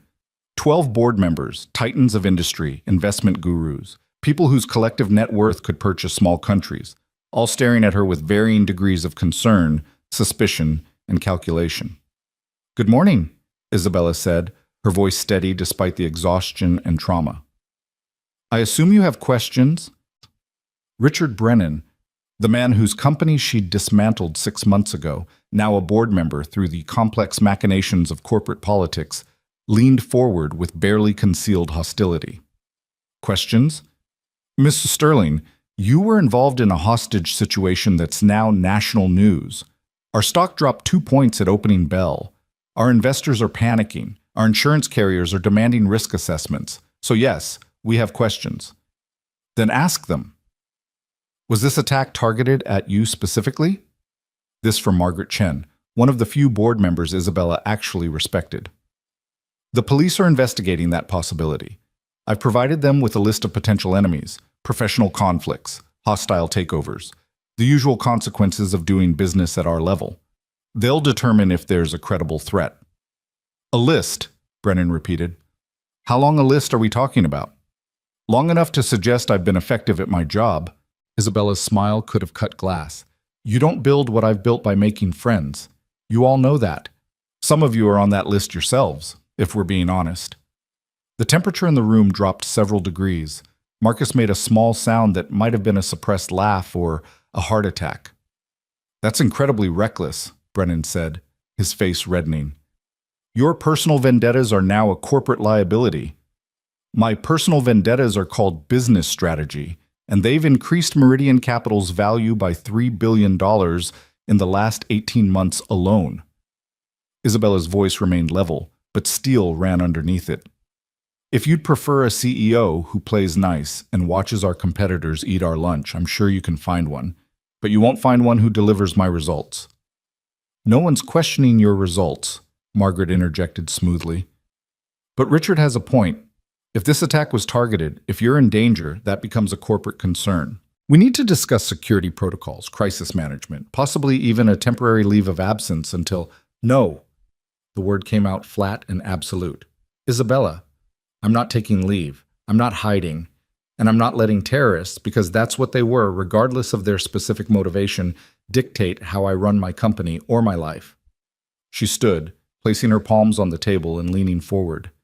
Here's what's going to happen. I'm hiring private security, comprehensive and professional. I'm cooperating fully with the police investigation. I'm implementing new safety protocols for all senior leadership, and I'm getting back to work, because that's what we do. We don't surrender to fear. Easy to say when you're not the one who might be targeted, Brennan muttered. Isabella turned to him with a smile that held no warmth whatsoever. I was there, Richard. I watched people get shot. I had guns pointed at my face. I grabbed a fire extinguisher and fought back because the alternative was dying on a cafe floor. So please, tell me more about what it's easy for me to say. The room was silent. Even Brennan had the grace to look somewhat abashed. There's something else, Margaret said quietly. The media coverage of yesterday's incident has been unusual. Typically, executives caught in violent situations are portrayed as victims. But the footage of you, the way you handled yourself, the fire extinguisher, helping that man who saved the child, it's being framed as heroic. Your approval ratings are up 40 points. Social media is calling you everything from brave to inspirational. I'm not interested in approval ratings. Perhaps you should be. This changes the narrative around Meridian Capital, changes the narrative around you. Margaret pulled up a tablet, showed Isabella a montage of headlines. Ice Queen melts. CEO risks life to save hostages. Wall Street warrior, how Isabella Sterling fought back. From boardroom to battlefield, the CEO who refused to be a victim. Isabella stared at the screen, feeling something uncomfortable twist in her stomach. They were turning her trauma into branding opportunity. Her fear into feel-good story. The worst morning of her life into corporate mythology. We could leverage this, one of the younger board members suggested. Position Meridian Capital as socially conscious, community-oriented. Show that we care about more than just profits. We don't care about more than profits, Isabella said coldly. That's always been the point. Maybe it shouldn't be, Margaret said, and there was something in her tone that made Isabella look up sharply. I've been in this business 40 years, Isabella. Watched it evolve from something that actually built things, infrastructure, innovation, progress, into a casino where we just move money around and call it productivity. What happened yesterday? That little girl who almost died. That's real. That matters. Maybe it's time we remembered that. The words landed like stones in still water, ripples spreading outward in ways Isabella couldn't quite process. She thought of Sophie's terrified screams, of Ethan's blood, of the way the pink-haired barista had held a child while the world exploded around them. "This meeting is over," Isabella said abruptly. "Marcus will send out the security protocols by end of day. If you have concerns about my leadership, we can discuss them at the quarterly review. Until then, I have work to do." She left before anyone could object, Marcus scrambling to follow her back to her office. Once inside, with the door safely closed, she pressed her palms against the glass wall and tried to breathe. "That was either brilliant or career suicide," Marcus observed. "I honestly can't tell which." "Neither can I." Isabella turned to face him. "Marcus, I need you to do something for me, quietly, off the books." His expression grew wary. "Okay. I want you to research the survivors from yesterday. All of them. The barista, Sophie's mother, anyone who was in that cafe. Find out if they need help, medical bills, therapy, lost wages, anything. And then I want you to set up a fund to cover it." Marcus blinked. "You want to give them money?" "Yes. May I ask why?" "Because they were there, because I was there. Because a little girl has nightmares now that she might not have had otherwise. Because it's the right thing to do." Isabella heard how foreign those words sounded coming from her mouth. When had she last done something simply because it was right, rather than because it was strategic? "I'll take care of it," Marcus said quietly. "Anything else?" "Yes. Find me the best private security firm in New York. Not the flashiest, not the most expensive. The best. People who actually know what they're doing." She thought of Ethan's tactical assessment, the way he'd read the situation before it even began, preferably with military backgrounds. Special operations, if possible. "On it." "Isabella?" Marcus hesitated at the door. "For what it's worth, I'm glad you're okay. When I saw the news yesterday, when they said there were casualties and I couldn't reach you," his voice caught. "I'm just glad you're okay." After he left, Isabella stood at her window and looked out at the city she'd conquered. 47 stories up, insulated by glass and steel and money, watching the world move below like pieces on a chessboard. This was what she'd wanted, wasn't it? To be above it all, untouchable, secure in her tower. But Ethan's words kept echoing in her mind. Walls don't just keep bad things out, they keep good things out too.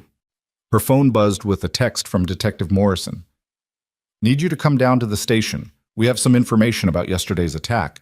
Can you make it this afternoon?" Isabella confirmed and spent the next several hours forcing herself to focus on work, market analysis, investment portfolios, the 1,000 details that kept Meridian Capital running. But her concentration was fractured, her usual laser focus disrupted by intrusive thoughts of gunfire and blood and a mechanic's steady gray eyes. The police station was exactly as grim as she'd expected. Fluorescent lights that made everyone look half dead, linoleum floors that had seen too much tragedy, and the pervasive smell of bad coffee and human misery. Detective Morrison met her in the lobby, his expression serious. "Thanks for coming in, Ms. Sterling. This way." He led her to an interview room that was marginally less depressing than the hallway, gestured for her to sit, and placed a folder on the table between them. "We've identified the 3 suspects," he began without preamble. "Viktor Petrov, Dmitry Sokolov, and Alexei Volkov. All Russian nationals, all with connections to organized crime networks operating in New York." Isabella's analytical mind immediately started processing. Organized crime, so this was professional. Very professional. These weren't amateurs or opportunistic criminals. The cafe was surveilled for 3 days prior to the attack. They knew the layout, knew the security response times, had escape routes planned. Morrison opened the folder, showed her surveillance photos of the 3 men.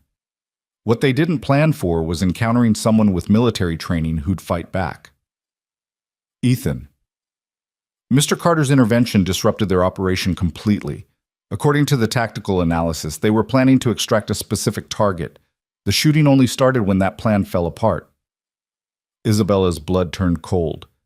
"Extract? You mean kidnap?" "That's our working theory."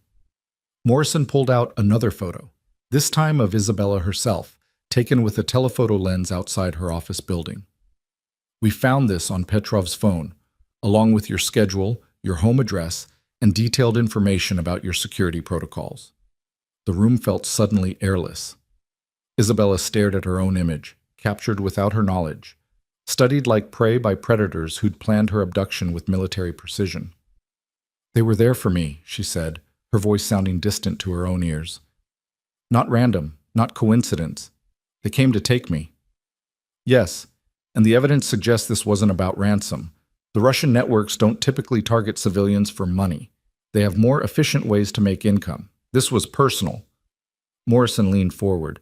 "Matt Sterling, who wants you badly enough to hire professional kidnappers?"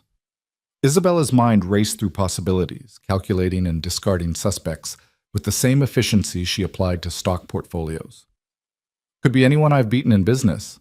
But hiring Russian organized crime? That's not typical corporate revenge. That's—" She trailed off, a memory surfacing. 6 months ago, during the Brennan Industries takeover, we discovered they were laundering money for offshore entities. I turned that information over to the SEC rather than using it as leverage. The investigation is still ongoing. Morrison's expression sharpened. "You exposed money laundering." "I exposed potential money laundering. We never confirmed the source of the funds." Isabella's voice steadied as she moved back into familiar analytical territory. "But if those offshore entities had connections to Russian networks, if they lost significant capital because of my disclosure, then they'd have motive for retaliation." Morrison made notes. "This is good. This gives us a direction to investigate. Do you have documentation of this?" "Everything's in the SEC filing. Marcus, my assistant, can provide copies." Isabella stared at the photo of herself again, feeling violation mixed with anger. How did I not see this coming? I run risk assessments constantly. How did I miss that I was being targeted? Because you were analyzing business risk, not physical security risk. Different threat models entirely. Morrison closed the folder. "Ms. Sterling, I'm going to be blunt. If our theory is correct, if you disrupted a significant money laundering operation, these people don't give up easily. The cafe attack failed, but that doesn't mean they won't try again. Hence the security recommendations. Hence the urgent security recommendations. You need professional protection, and you need it now. People who understand how criminal networks operate, who can anticipate and counter surveillance, who can keep me alive," Isabella finished. "I'm working on it. My assistant is vetting security firms today." "Good. In the meantime, I'd suggest varying your routine, avoiding predictable patterns, staying in public places as much as possible." Morrison stood. "We're going to do everything we can to track down whoever ordered this hit, but investigations take time. Promise me you'll be careful." Isabella left the police station feeling like the ground beneath her feet had turned to quicksand. Someone wanted to kidnap her. Professionals had been hired, surveillance conducted, plans made. And if Ethan hadn't been there, if he hadn't noticed something wrong, if he hadn't fought back, she'd be in a warehouse somewhere right now. Or worse. Her phone rang as she climbed into the car with her police escort. "Sarah." "Tell me you're somewhere safe," her friend said without greeting. Leaving the police station. "Sarah, they were targeting me specifically. The attack wasn't random." "I know. Detective Morrison called me for background information. Isabella, this is serious. You need to disappear for a while. Go to your place in the Hamptons, or better yet, leave the country. Switzerland, maybe, or—" "I'm not running." Isabella was surprised by the certainty in her own voice. "I've spent my entire life running, from vulnerability, from connection, from anything that couldn't be controlled through money and power. But running doesn't actually make you safe. It just makes you alone." "Since when do you care about being alone? That's always been your preferred state." "Since yesterday." Isabella watched Manhattan slide past the car windows. Millions of people living their lives, taking risks, being vulnerable, somehow surviving despite the complete absence of 47th floor towers. "Sarah, can I ask you something? When you set me up with Ethan, what were you really hoping would happen?" Sarah was quiet for a moment. "Honestly, I was hoping you'd remember how to be human. You've become so hard, Isabella, so isolated. I missed my friend, the one who used to laugh, who took chances, who believed in things beyond quarterly earnings reports. I thought maybe someone completely outside our world might help you find that person again. She might be dead. That version of me." Or maybe she's just been locked in a tower for 15 years, waiting for someone to remind her that the door was never actually locked. After they hung up, Isabella sat with those words. The door was never actually locked. She'd built her prison willingly, brick by brick, convinced that isolation meant safety. But yesterday had proven that safety was always an illusion. The only question was whether she'd spend her remaining time alone in comfort or risk connection and all its attendant dangers. Her phone buzzed with another text from Ethan. Just got home. Lily made a welcome back banner that's bigger than our apartment. If you're free this week, we'd really love to see you. No pressure, though. I know you're dealing with a lot. Isabella stared at the message, then made a decision that terrified her more than facing down armed gunmen. Change of plans, she told her driver. Red Hook. I need an address from my assistant. 20 minutes later, they pulled up outside a small garage with a hand-painted sign reading Carter Restorations. The building was brick, old but well-maintained, with a large roll-up door currently halfway open to reveal several motorcycles in various states of assembly. Music drifted out. Classic rock. Something with a guitar solo that Isabella didn't recognize. She climbed out of the car, suddenly aware that she was wearing a $3,000 suit to visit a garage in Red Hook. The police escort moved to follow her, but she held up a hand. I'll be fine. This is a friend. Ma'am, with respect, our orders are to keep me safe, I know. You can see me from here. I promise I won't go anywhere without telling you. When the officer still looked uncertain, Isabella softened slightly. Please, I need a few minutes of normal. He nodded reluctantly, and Isabella walked toward the garage. She could see someone working on a motorcycle near the back, tall, dark-haired, moving with careful precision despite the bandages visible under his worn t-shirt. You're supposed to be resting, she called out.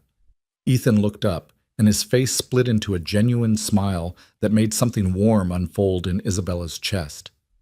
I am resting. I'm just doing it while adjusting a carburetor. Very relaxing. That's not what rest means. It is in mechanic.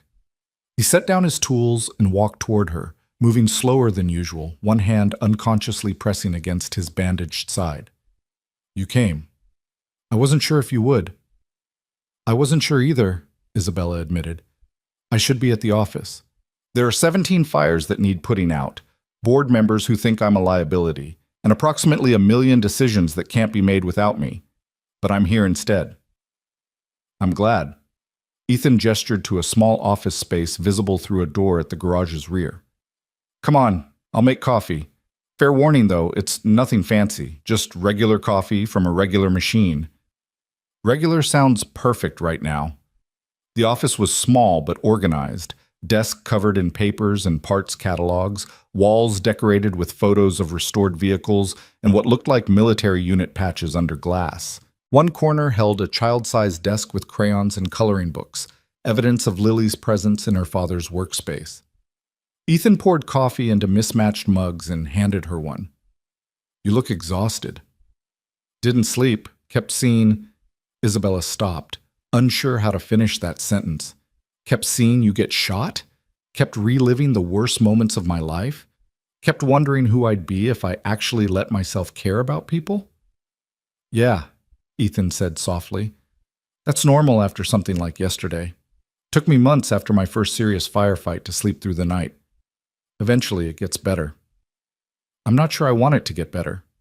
The words surprised Isabella as much as they apparently surprised Ethan, based on his expression. If I get used to this, if I let it become normal, doesn't that mean I've accepted that violence and trauma are just part of life? I've spent years building walls to prevent exactly that acceptance. But the walls didn't protect you, Ethan pointed out gently. They just made you alone when bad things happened anyway. Before Isabella could respond, the office door burst open and a small whirlwind exploded into the room. Lily Carter was 8 years old going on 80, with her father's dark hair pulled into a messy ponytail, bright green eyes that missed nothing, and a smile that could probably power a small city. She wore jeans, a t-shirt covered in dinosaurs, and the kind of fearless confidence that suggested no one had ever told her the world was anything but wonderful. Daddy, is this her? Is this the fire extinguisher lady? Lily's eyes were huge as she stared at Isabella. You're even prettier than in the news. Are you really a queen? The lady on TV called you the Ice Queen, but you don't look icy. You look warm. Well, maybe a little icy, but pretty icy, like Snow Princess icy, not mean icy. Am I talking too much? Daddy says I talk too much sometimes, but I can't help it because there's so much to say. And Lily, Ethan's voice carried gentle amusement. Breathe. Sorry. Lily took a dramatic breath, then extended her hand to Isabella with surprising formality. Hi, I'm Lily Carter. Thank you for saving my dad. He's pretty much my favorite person in the whole world, so I'm really glad you helped him not die. Isabella found herself shaking hands with an 8-year-old, completely at a loss for how to respond to this hurricane of enthusiasm wrapped in dinosaur clothing. I'm Isabella, and you're welcome, though your dad did most of the saving. That's what he said too, but I watched the video. Don't tell Daddy, he doesn't know I saw it, and you were really brave. The fire extinguisher thing was so cool, like a superhero, but with office equipment instead of superpowers. Can you teach me how to do that? Not in a real emergency, obviously, but like, just in case? Because Daddy says it's important to know how to protect yourself. And so, Lily Carter. Ethan's tone was firmer now. What did we talk about regarding boundaries and giving people space to talk? Lily's face fell slightly. That I should ask questions one at a time and wait for answers instead of talking like a machine gun. Exactly. Ethan ruffled her hair affectionately. Why don't you go finish your homework? I'll call you when it's time for dinner. But I want to talk to Isabella. She's interesting. More interesting than math homework, which is basically torture designed to make children suffer.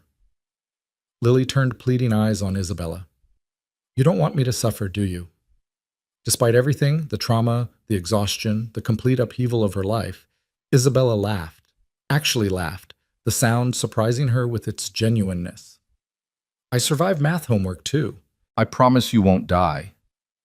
Fine, Lily sighed dramatically, but I have like 17 questions for you later, actually probably more like 47. Do you like dinosaurs?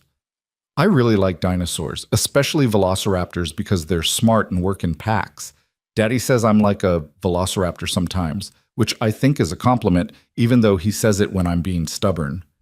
Are you stubborn? You seem like you might be stubborn. That's okay, though. Stubborn people get stuff done. Lily, homework, now. But Ethan was smiling, clearly accustomed to his daughter's verbal Olympics. Lily departed with visible reluctance, pausing at the door to stage whisper at Isabella. I'm really glad you're here. Daddy smiles more when you're around. He doesn't smile enough usually. Don't tell him I said that, though.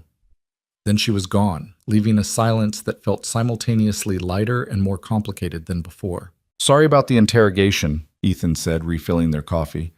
Lily's never met a stranger or an unasked question. She's wonderful. Isabella surprised herself by meaning it. Exhausting, but wonderful. Where does she get the energy? No idea. Certainly not from me. Ethan settled carefully into his desk chair. So what brings you to Red Hook, besides checking on your favorite wounded mechanic? Favorite implies I know multiple wounded mechanics.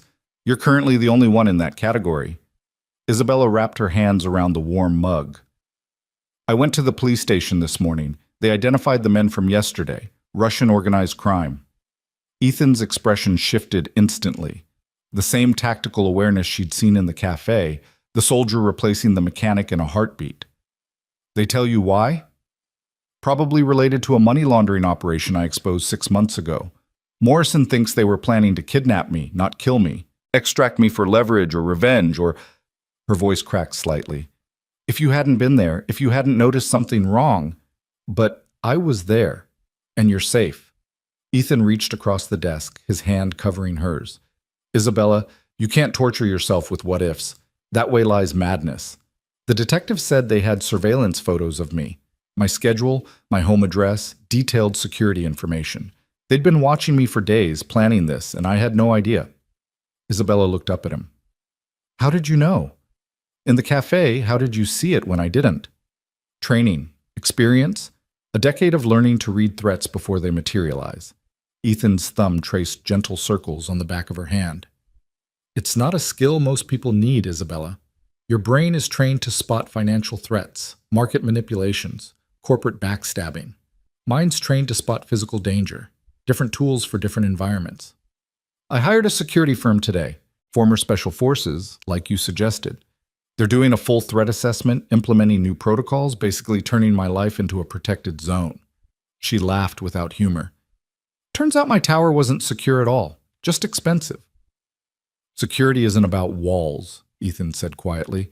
It's about awareness, about having people who watch your back, about building a life where people care if something happens to you. I have employees who'd care. The board would definitely care. Can't have the CEO getting kidnapped, bad for stock prices. That's not what I mean, and you know it. Isabella did know it. She sat in this small, cluttered office in a garage in Red Hook, drinking mediocre coffee with a mechanic who'd taken a bullet for her and felt more secure than she'd ever felt in her 47th floor penthouse. Lily said you smile more when I'm around, she said, changing the subject because the weight of Ethan's perception was too much. Is that true? Ethan's smile confirmed it before his words did. Yeah, you're interesting, Isabella Sterling. You confuse me and challenge me and make me think about things I haven't thought about in years.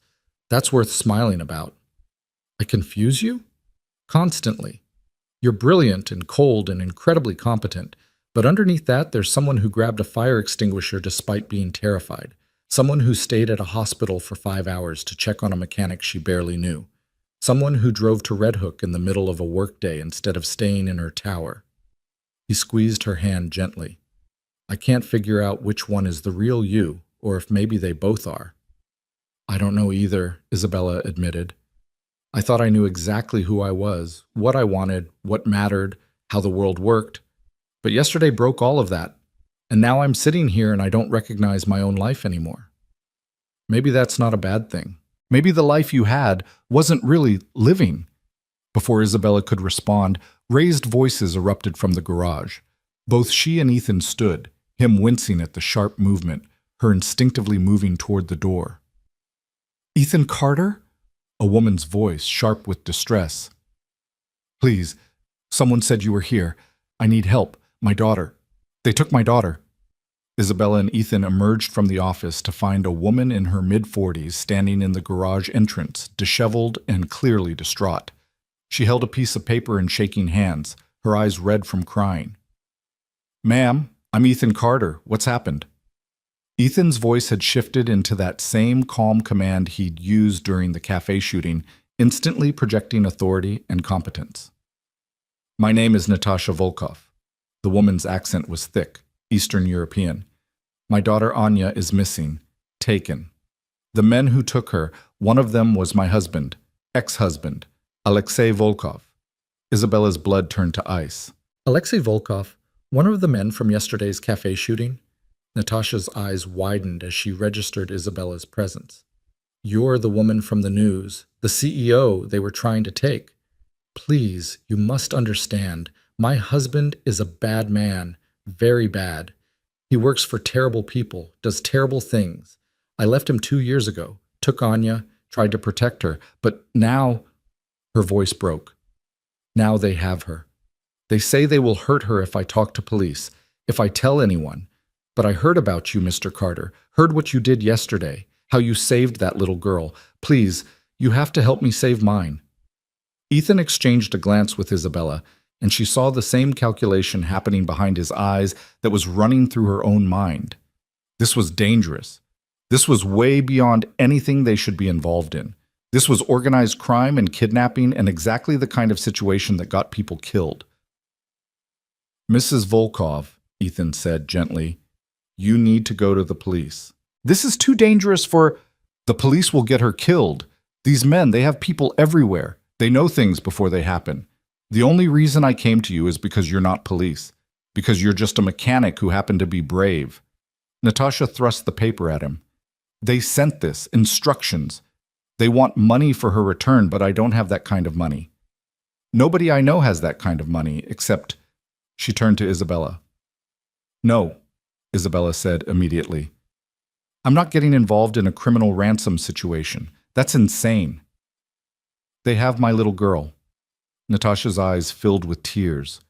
She is 8 years old, same age as your daughter, Mr. Carter. She likes butterflies and drawing pictures and singing songs. And they have her because her father is a monster, and I was not strong enough to keep her safe. Please, I am begging you, both of you." Isabella looked at Ethan and saw in his expression the same conflict she felt. Every logical instinct screamed to walk away. Call the police. Let professionals handle this. But logic had never accounted for the image of an 8-year-old girl, same age as Lily, same age as Sophie, in the hands of the men who'd orchestrated yesterday's attack. "How much are they asking for?" Isabella heard herself say. Natasha named a figure that was substantial but not impossible, clearly calculated to be just within reach of desperate relatives liquidating assets. "And if the money is paid, they'll return Anya safely?" "They say yes, but I don't trust them. These men, they don't keep promises. I think they take the money and hurt her anyway, to punish me for leaving Alexei." Natasha's hands trembled. "I don't know what to do. I don't know where to turn. You're my only hope." Isabella's mind was already running calculations. The ransom amount was manageable. But Natasha was right. Criminal organizations didn't typically honor bargains with civilians. They'd take the money and eliminate witnesses, which meant any exchange would need tactical planning, backup, extraction protocols, which meant, "Ethan," she said quietly, "can I talk to you privately?" They stepped back into the office, closing the door on Natasha's desperate vigil.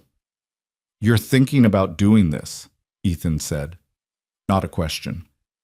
"I'm thinking that we have resources she doesn't. Money, connections, skills. I'm thinking that if we walk away, that little girl probably dies." Isabella met his eyes. "I'm also thinking that this is insane and dangerous and could get us all killed. So talk me out of it, please." "I can't." "Why not?" Ethan was quiet for a moment. "Because I'm thinking the same thing. Because yesterday, when Sophie was in danger, I didn't hesitate. Because I have a daughter Anya's age, and I can't imagine what Natasha's going through. Because sometimes doing the right thing means doing the dangerous thing." He paused. "But Isabella, this isn't just grabbing a fire extinguisher. This is taking on an organized crime network. If we do this, we need to do it smart. We need help." "What kind of help?" "The kind that understands tactical operations, hostage rescue, how criminal organizations think and operate."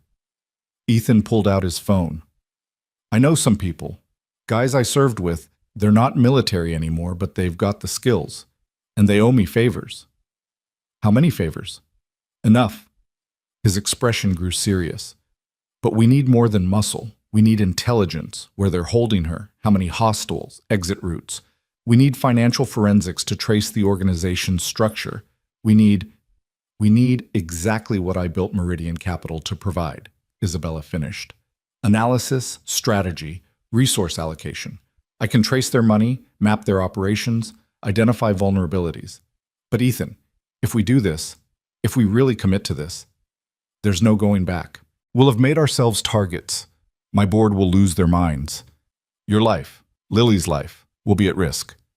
Lily's already at risk living in a world where 8-year-olds get kidnapped because their fathers are criminals." Ethan moved to the window, staring out at the garage where Natasha waited. "I didn't get into this line of work, the military, I mean, because I wanted adventure or glory. I did it because I believe some things are worth fighting for, worth taking risks for. And kids? Kids are always worth it." Isabella thought about her tower, her carefully constructed life of control and isolation and absolute safety. She thought about Sophie's screams, about Lily's enthusiasm, about a little girl named Anya who liked butterflies and was terrified somewhere while her mother begged strangers for help. She thought about who she'd been yesterday morning, the Ice Queen who would have called the police and considered her duty discharged, and who she was becoming in the wake of violence and trauma, and a mechanic who kept asking her to be brave. "Okay," she said, "let's save her." Ethan turned back to her, something like respect warming his expression. "You're sure?" "Absolutely not. I'm terrified, and this is probably the worst decision I've ever made, and my board is going to have me committed. But I'm also completely certain that if we don't help, I'll never forgive myself. So yes, I'm sure." They returned to the garage together, standing side by side in front of Natasha's desperate hope. "We'll help you," Ethan said, "but we do this my way. Smart, careful, with proper planning and backup. No heroics, no cowboys." Agreed? Natasha nodded frantically. Yes, yes, anything. Thank you. Thank you so much. Don't thank us yet, Isabella said quietly. We haven't saved her. We've just agreed to try. As Natasha collapsed into grateful tears and Ethan started making phone calls to people with ominous-sounding call signs, Isabella stood in that Red Hook garage and realized something fundamental. The Ice Queen was melting. And what emerged from the thaw wasn't weakness or vulnerability or any of the things she'd feared. It was purpose. Real purpose. The kind that came from helping people rather than dominating them. The kind that made you feel alive instead of just successful. Her phone buzzed with increasingly frantic messages from Marcus about board meetings and investor calls and the 100 fires burning in her absence. Isabella silenced it and turned her full attention to the tactical planning session Ethan was orchestrating with military precision. For the first time in 15 years, Meridian Capital and its empire of money and power could wait. There was a little girl who needed saving, and Isabella Sterling had just discovered she was willing to risk everything to make that happen. The transformation of Carter Restorations from a quiet garage into a tactical operations center happened with startling speed. Within 2 hours, 3 men who looked like they'd been carved from granite in military discipline arrived in nondescript vehicles. Ethan introduced them with call signs rather than names. Bear, a massive man with gentle eyes who specialized in hostage extraction. Hawk, lean and watchful, whose expertise was surveillance and intelligence gathering. And Doc, who despite his medical nickname, carried himself like someone equally comfortable saving lives or ending them. They didn't question why a mechanic and a CEO were planning a rescue operation against Russian organized crime. Apparently when Ethan Carter called, you showed up and got to work. Tell me everything, Bear said to Natasha, his voice surprisingly soft for someone his size. When did they take her? What exactly did the ransom note say? Did you see who delivered it? Natasha recounted the story in fragments. Anya had been walking home from school, same route she took every day. 2 men in a black SUV. She'd screamed, tried to run, but they'd grabbed her. A neighbor witnessed it, but was too afraid to intervene. The ransom note appeared in Natasha's apartment that evening, slipped under her door while she was filing a missing person report she knew would go nowhere. They want the money delivered tomorrow night, Natasha said, her voice breaking. Pier 73, midnight. They say to come alone, no police or Anya dies. Classic setup for an ambush, Hawk observed, studying the note with professional detachment. Isolated location, limited visibility, multiple escape routes via water. They're planning to take the money and eliminate the witness. And Anya? Isabella asked, though she dreaded the answer. Depends on whether she's more valuable alive or dead. If they think they can leverage her further, against her mother's testimony, against cooperating witnesses, they might keep her. If she's just a loose end. Hawk trailed off, but the implication hung heavy in the garage. Isabella felt sick. This was so far beyond anything she understood. Corporate warfare had rules, boundaries, legal frameworks. This was a world where 8-year-olds were commodities and human life was measured in tactical advantages. So we don't play their game, Ethan said firmly. We don't show up at their ambush site with money and hope. We find where they're holding her, we extract her, and we disappear before they know what happened. Easy to say, Doc commented dryly. Significantly harder to execute. We need intelligence. Where she is, how many hostiles, security measures. That takes time we don't have. Then we create the intelligence, Isabella heard herself say. All eyes turned to her. I can trace their money. Criminal organizations move cash constantly. Payoffs, bribes, operational expenses. They need infrastructure for that, and infrastructure leaves digital footprints. Bear raised an eyebrow. You're talking about hacking into criminal financial networks? I'm talking about using legitimate financial forensics tools to follow money trails.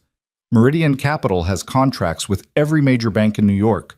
We monitor transactions for fraud detection and money laundering red flags.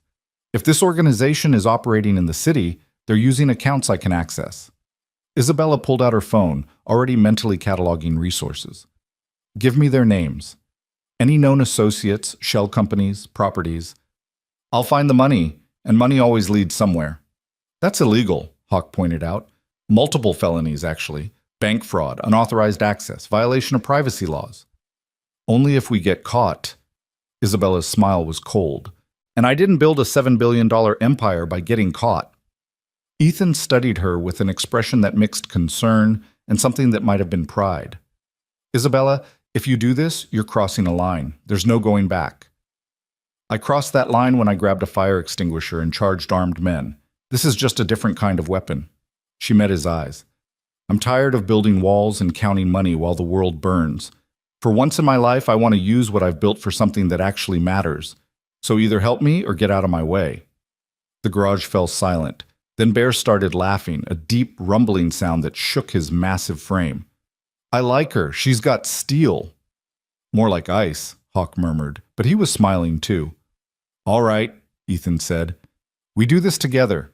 Isabella handles the financial intelligence. Hawk sets up surveillance on known locations once we have targets. Bear and Doc start preparing extraction protocols. I'll coordinate and liaison with Natasha. He turned to the terrified mother. Mrs. Volkov, I need you to write down everything you know about your ex-husband, where he liked to operate, who his associates were, any properties or businesses he mentioned. Can you do that? Natasha nodded, relief and terror warring in her expression. Yes, anything. I will tell you everything. Good. We're going to need a base of operations, somewhere secure, off the grid. Ethan looked around his garage with regret. This won't work. Too exposed, too many civilians nearby. I have a place, Isabella said. My penthouse has a home office with secure communication lines and enough privacy that we won't be interrupted. It's also got security that makes Fort Knox look accessible. Your board-approved, corporate-monitored glass tower penthouse? Ethan's skepticism was evident. My privately owned, independently secured, nobody's business but mine penthouse. The office building is Meridian property. My apartment is mine alone. Isabella was already texting Marcus with instructions to clear her evening schedule. Meet me there in 2 hours. I'll send the address. She left them planning logistics and drove back to Manhattan with her police escort trailing behind, blissfully unaware that their protection detail was escorting someone actively planning to commit multiple federal crimes. The irony wasn't lost on Isabella. Her penthouse apartment occupied the entire top floor of a building in Tribeca, not her office tower, but a converted industrial space she'd purchased 7 years ago and renovated into cold, modern perfection. All white furniture and chrome accents and windows that showcased Manhattan like a museum exhibit.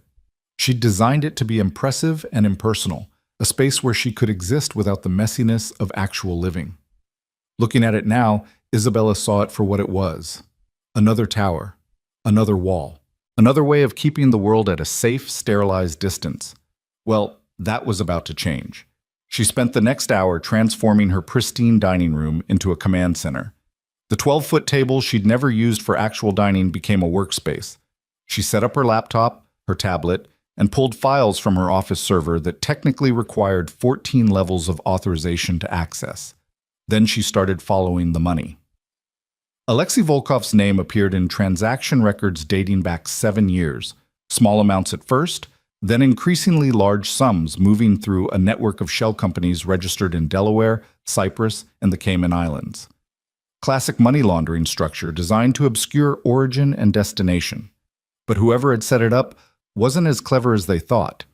Isabella could see the patterns, the rhythmic movements that suggested automated transfers, the mathematical elegance that ultimately created predictability. She cross-referenced properties purchased through these shell companies, looking for locations that fit the profile for holding a hostage, isolated but accessible, secure but unremarkable. 3 addresses emerged as possibilities: a warehouse in Queens, a storage facility in the Bronx, and a residential property in Staten Island registered to a company called Volkov Imports. Too obvious, Isabella thought, staring at the last one. Criminal organizations didn't typically use their own names on illegal operations. Unless they wanted something to be found, wanted to draw attention to a decoy location while the real operation happened elsewhere.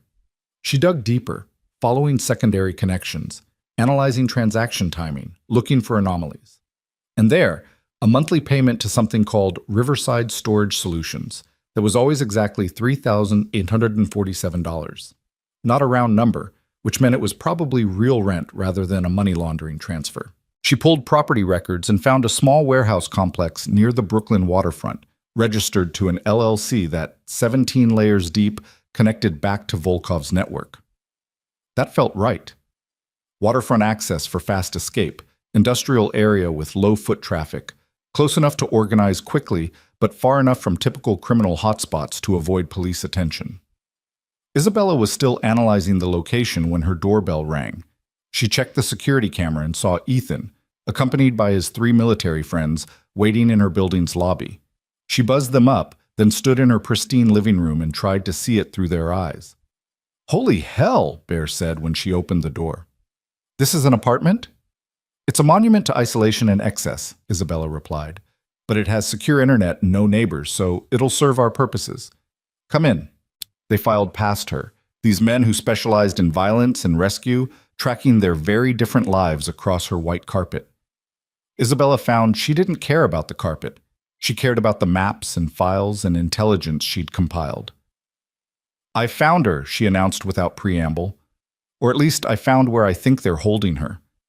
Riverside Storage Solutions, Warehouse 7, Brooklyn Waterfront." Hawk immediately pulled up the location on his tablet, studying satellite imagery with professional intensity. Good sight lines, limited entry points, direct water access. If I were holding a hostage, this would make my short list. He glanced at Isabella with new respect.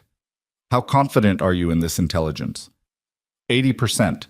The financial trail is solid, but I can't confirm occupancy without physical surveillance." Isabella pulled up her own analysis. The property has been paying utilities at elevated levels for the past 6 months, consistent with someone actually using the space rather than just maintaining it. There's also a pattern of late-night deliveries from a catering company that specializes in feeding construction crews. Why would an empty warehouse need regular food delivery? "You got all this in 2 hours?" Doc looked genuinely impressed. "I got this in 90 minutes.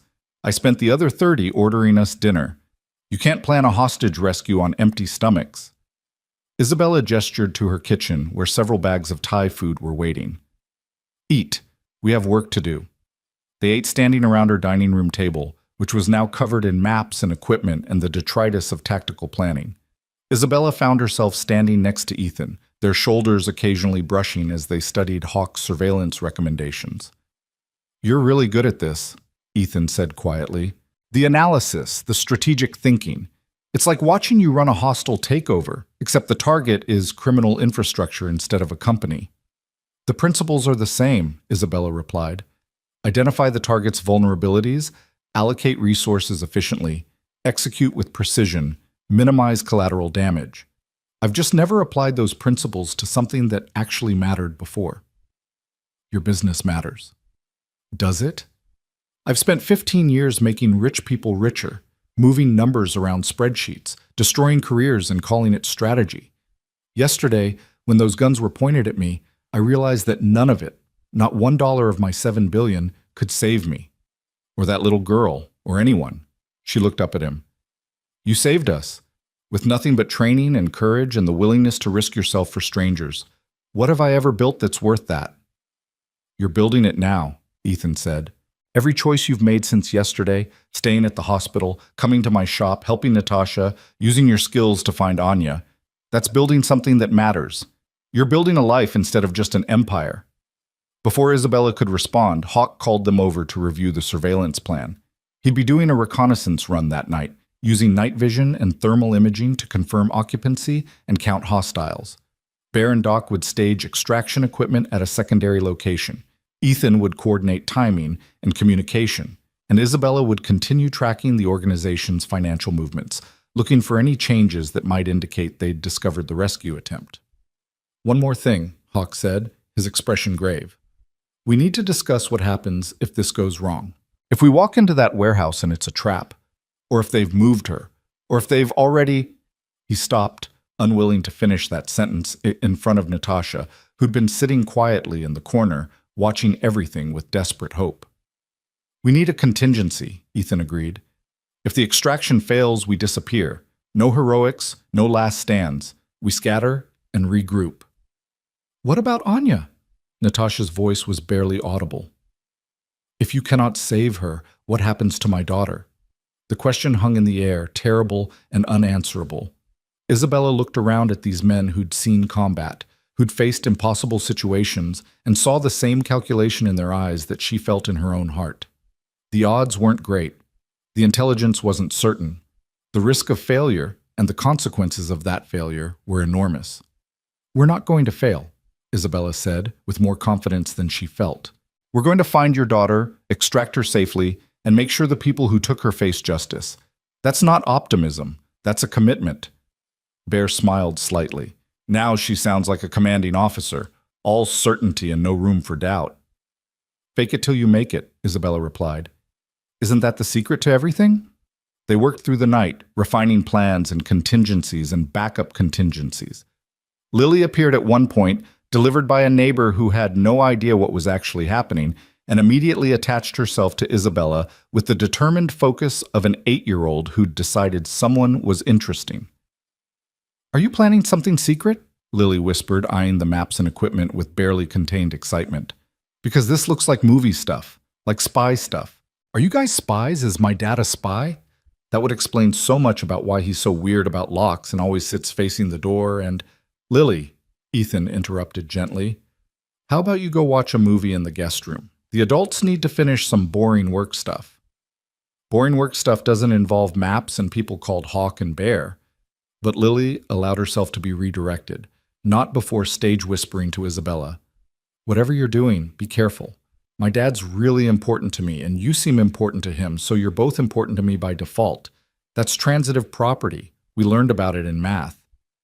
After Lily was safely ensconced in the guest room with a tablet and headphones, the planning continued. Hawk left at midnight to begin his reconnaissance, armed with equipment that looked like it belonged in a science fiction movie. The rest of them tried to rest.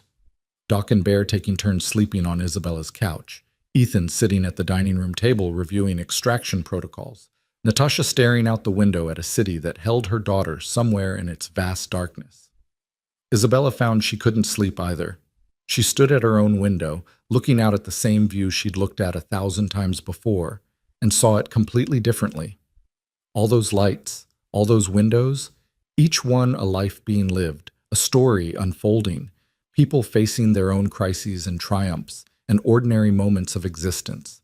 She'd spent so long above it all, isolated in her tower, that she'd forgotten what it meant to be part of the messy, complicated, beautiful chaos of actual human connection. "You should rest," Ethan said, appearing beside her. "Tomorrow's going to be intense." "I don't think I could sleep if I tried. My mind keeps running scenarios, calculating probabilities of success." Isabella glanced at him. "You should rest too. You were shot yesterday. Your body needs recovery time." "I've operated on worse." Ethan leaned against the window frame. "Iraq, 2008. Took shrapnel in my leg during an extraction operation. Still had to carry a wounded teammate 3 miles through hostile territory before we reached the extraction point. Compared to that, this is easy." "You almost died." "It wasn't a question. Several times. Turns out I'm hard to kill." His smile was slight but genuine. "The human body can endure amazing things when properly motivated. And saving people? That's always been my motivation." "Why did you leave? The military, I mean. You were clearly good at it." Ethan was quiet for a moment, his gaze distant. "I loved the work. Loved my team, loved the mission, loved feeling like what I did mattered. But Sarah, my wife, got sick.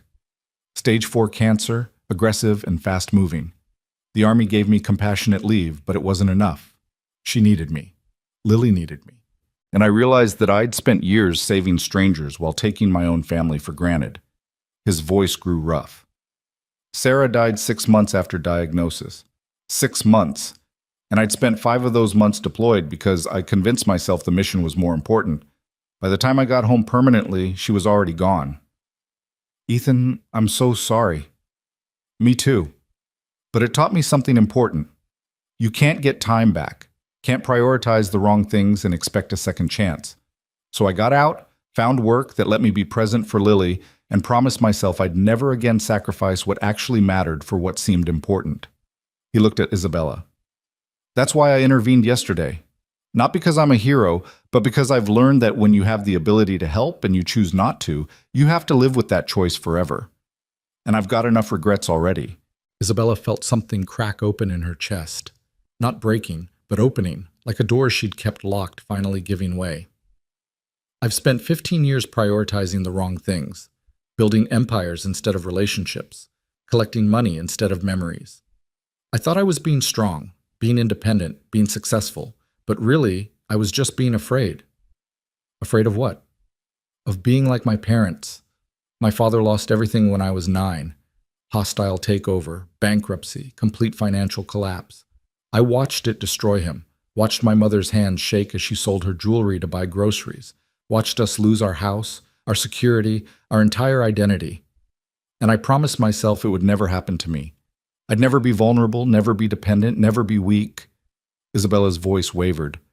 So I built walls and climbed towers and accumulated enough money that I'd never have to feel that helpless again.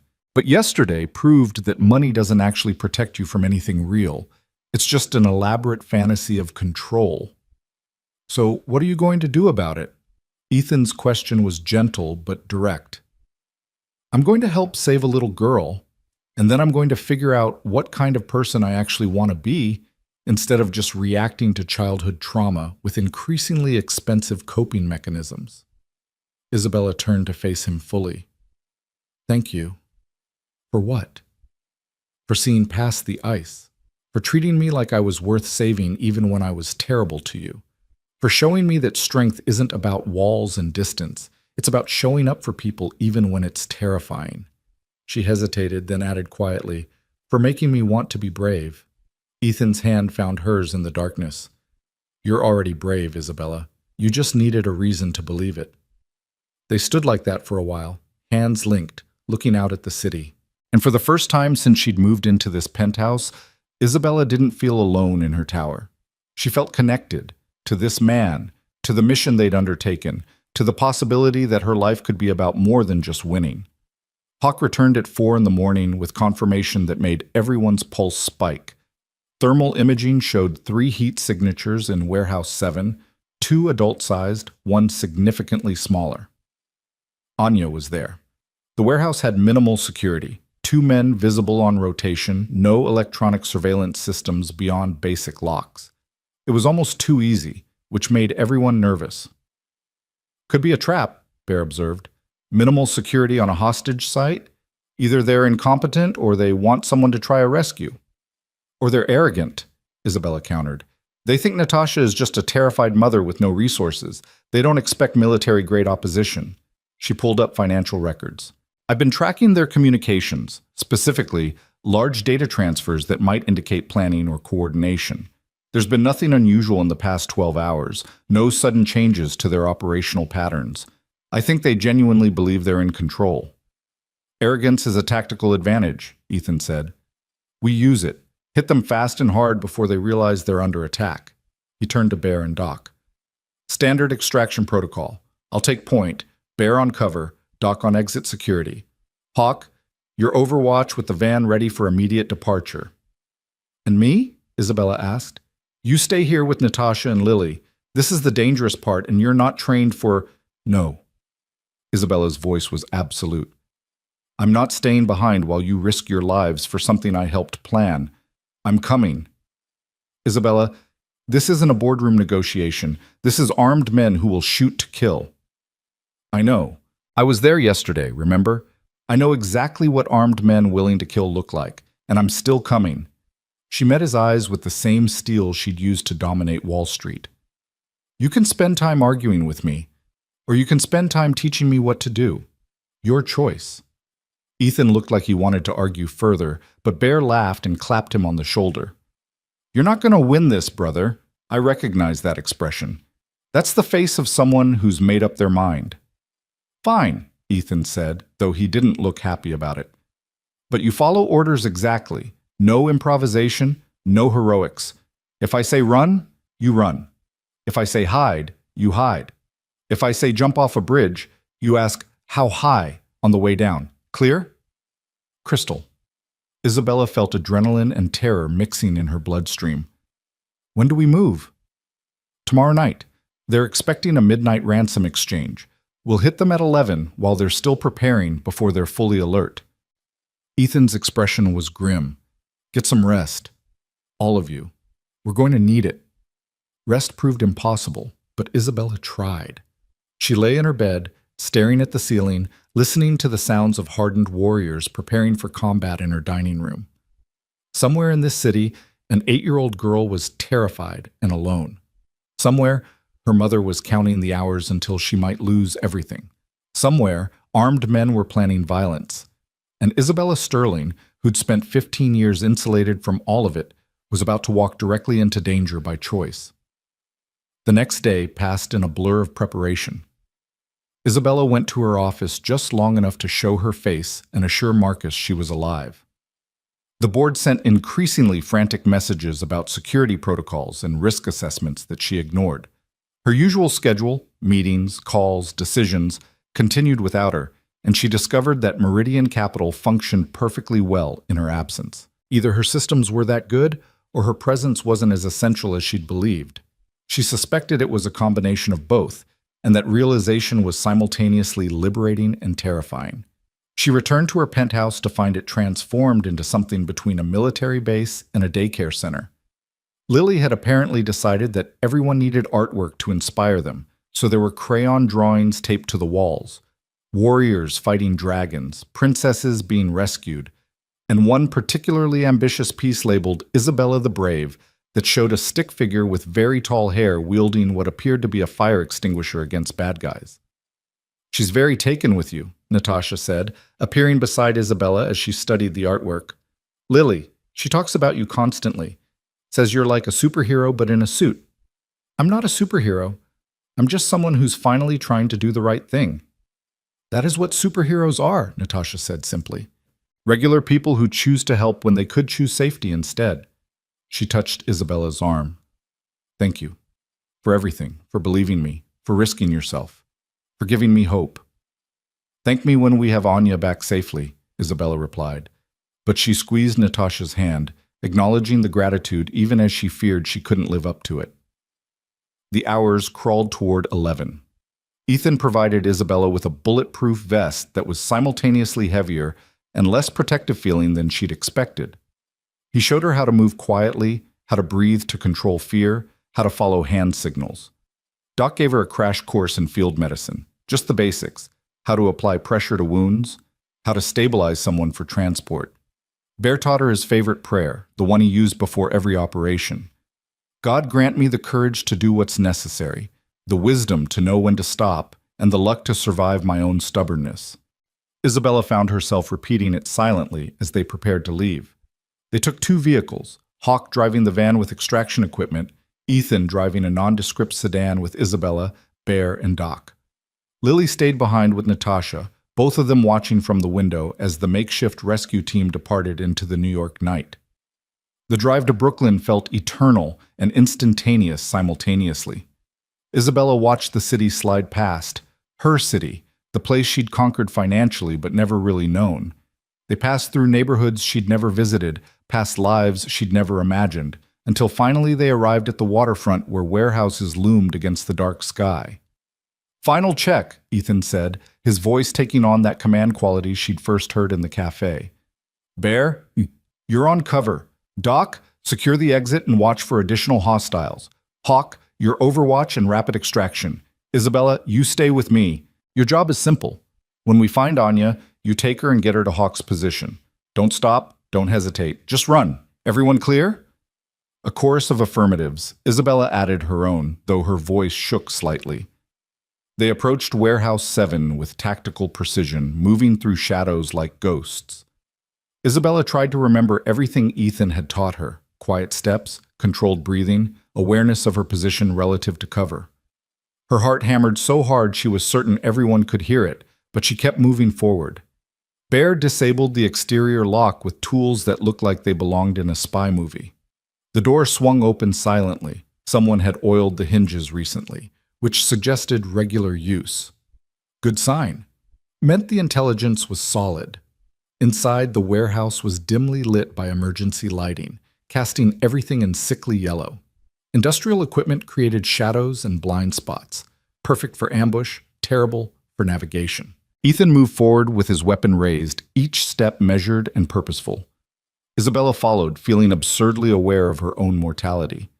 They cleared the first section, empty except for storage containers. The second section revealed evidence of occupation, folding chairs, food wrappers, a portable generator humming quietly, and voices, speaking Russian in harsh whispers from somewhere deeper in the structure. Ethan signaled for silence, then pointed upward, a mezzanine level, accessible by metal stairs where light leaked from under a door. The voices were coming from up there. And if the voices were there, Anya probably was too. They ascended with agonizing slowness, each step a potential betrayal of noise. Isabella's entire world narrowed to the space between her and Ethan's back, to the rhythm of her breathing, to the prayer Bear had taught her running on repeat through her mind. At the top, Ethan paused at the door, listened. Then he looked back at Bear and Doc and gave a series of hand signals that Isabella didn't understand, but that made both men nod with grim certainty. Then everything happened at once. Ethan kicked the door open with explosive force. Bear was through in a heartbeat, weapon trained on the two men inside who were scrambling to react, shouting, in Russian, in English, commands to drop weapons and get down. One of the men complied immediately, hands raised. The other reached for a gun and Doc was there, disarming him with brutal efficiency. And in the corner, huddled against the wall with duct tape over her mouth and terror in her eyes, was a little girl with dark hair and her mother's features. "Anya," Isabella breathed. "Go," Ethan commanded. "Get her and go." Isabella ran to the child, her hands shaking as she carefully removed the duct tape. "It's okay, sweetheart. Your mom sent us. We're taking you home." Anya stared at her with huge, disbelieving eyes. Then she burst into tears and threw her arms around Isabella's neck with desperate strength. "I've got you," Isabella whispered, lifting the girl even though her muscles protested. "I've got you, and you're safe now." She turned to run for the door and saw Ethan standing with his weapon still raised, scanning for additional threats. Their eyes met across the room, and something passed between them. Acknowledgement, relief, shared triumph. Then Ethan's expression changed. Horror flooded his features as he looked past Isabella toward the door they'd entered through. "Behind you!" he shouted. Isabella turned and saw a third man emerging from a concealed space behind some equipment. He had a weapon raised and pointed directly at her and Anya. Time seemed to slow. Isabella saw the man's finger tightening on the trigger, heard Ethan shouting, felt Anya's weight in her arms, and knew with absolute clarity that she couldn't dodge, couldn't protect them both, couldn't do anything except be a shield for this terrified child. Then Ethan was there, moving with impossible speed, his body slamming into Isabella and Anya and driving them sideways just as the gun fired. They hit the ground in a tangle of limbs, Isabella's head cracking against concrete, Anya's scream piercing through the ringing in her ears. More gunfire, shouting, the sound of bodies hitting the floor, then silence, heavy and terrible. "Everyone okay?" Bear's voice, tight with tension. "Sound off." "Clear," Doc called. "Both hostiles secured." "Hawk, we need immediate extraction," Ethan said into his radio. "We're coming out hot." Then he looked down at Isabella, who was still on the floor with Anya clutched to her chest. "You hit?" "No, bruised, but not hit." Isabella checked Anya frantically. "Are you hurt? Baby, are you hurt?" Anya shook her head, sobbing too hard to speak but apparently physically unharmed. "Then we move. Now." Ethan hauled Isabella to her feet with one hand, steadying her when she swayed. "Can you run?" "Yes." "Then run." They fled down those metal stairs through the warehouse, out into the night where Hawk waited with the van's engine running. Isabella dove inside with Anya still in her arms, the others piling in behind her. Then they were moving, tires squealing, leaving Warehouse 7 and its subdued hostiles behind for the police to find via the anonymous tip Hawk was already phoning in. No one spoke during the drive back. Isabella held Anya, who'd gone from sobbing to silent shock, and tried to process what had just happened. They'd done it. Actually done it. Extracted a child from armed criminals and gotten out alive. It seemed impossible, like something from a movie rather than her actual life. When they arrived back at Isabella's penthouse, Natasha was waiting at the door. She saw her daughter and collapsed, weeping, as Anya finally broke free from Isabella's arms and ran to her mother with a cry that held every ounce of fear and relief and love in the world. "My baby," Natasha sobbed, holding Anya like she'd never let go again. "My beautiful baby, you're safe. You're safe now." Isabella watched them reunite and felt something in her chest expand painfully. This was what mattered, not deals or dollars or board approvals. This moment, this reunion, this proof that sometimes people did the right thing simply because it was right. "You did good," Ethan said quietly, appearing beside her. "Really good." "We did good," Isabella corrected, "all of us."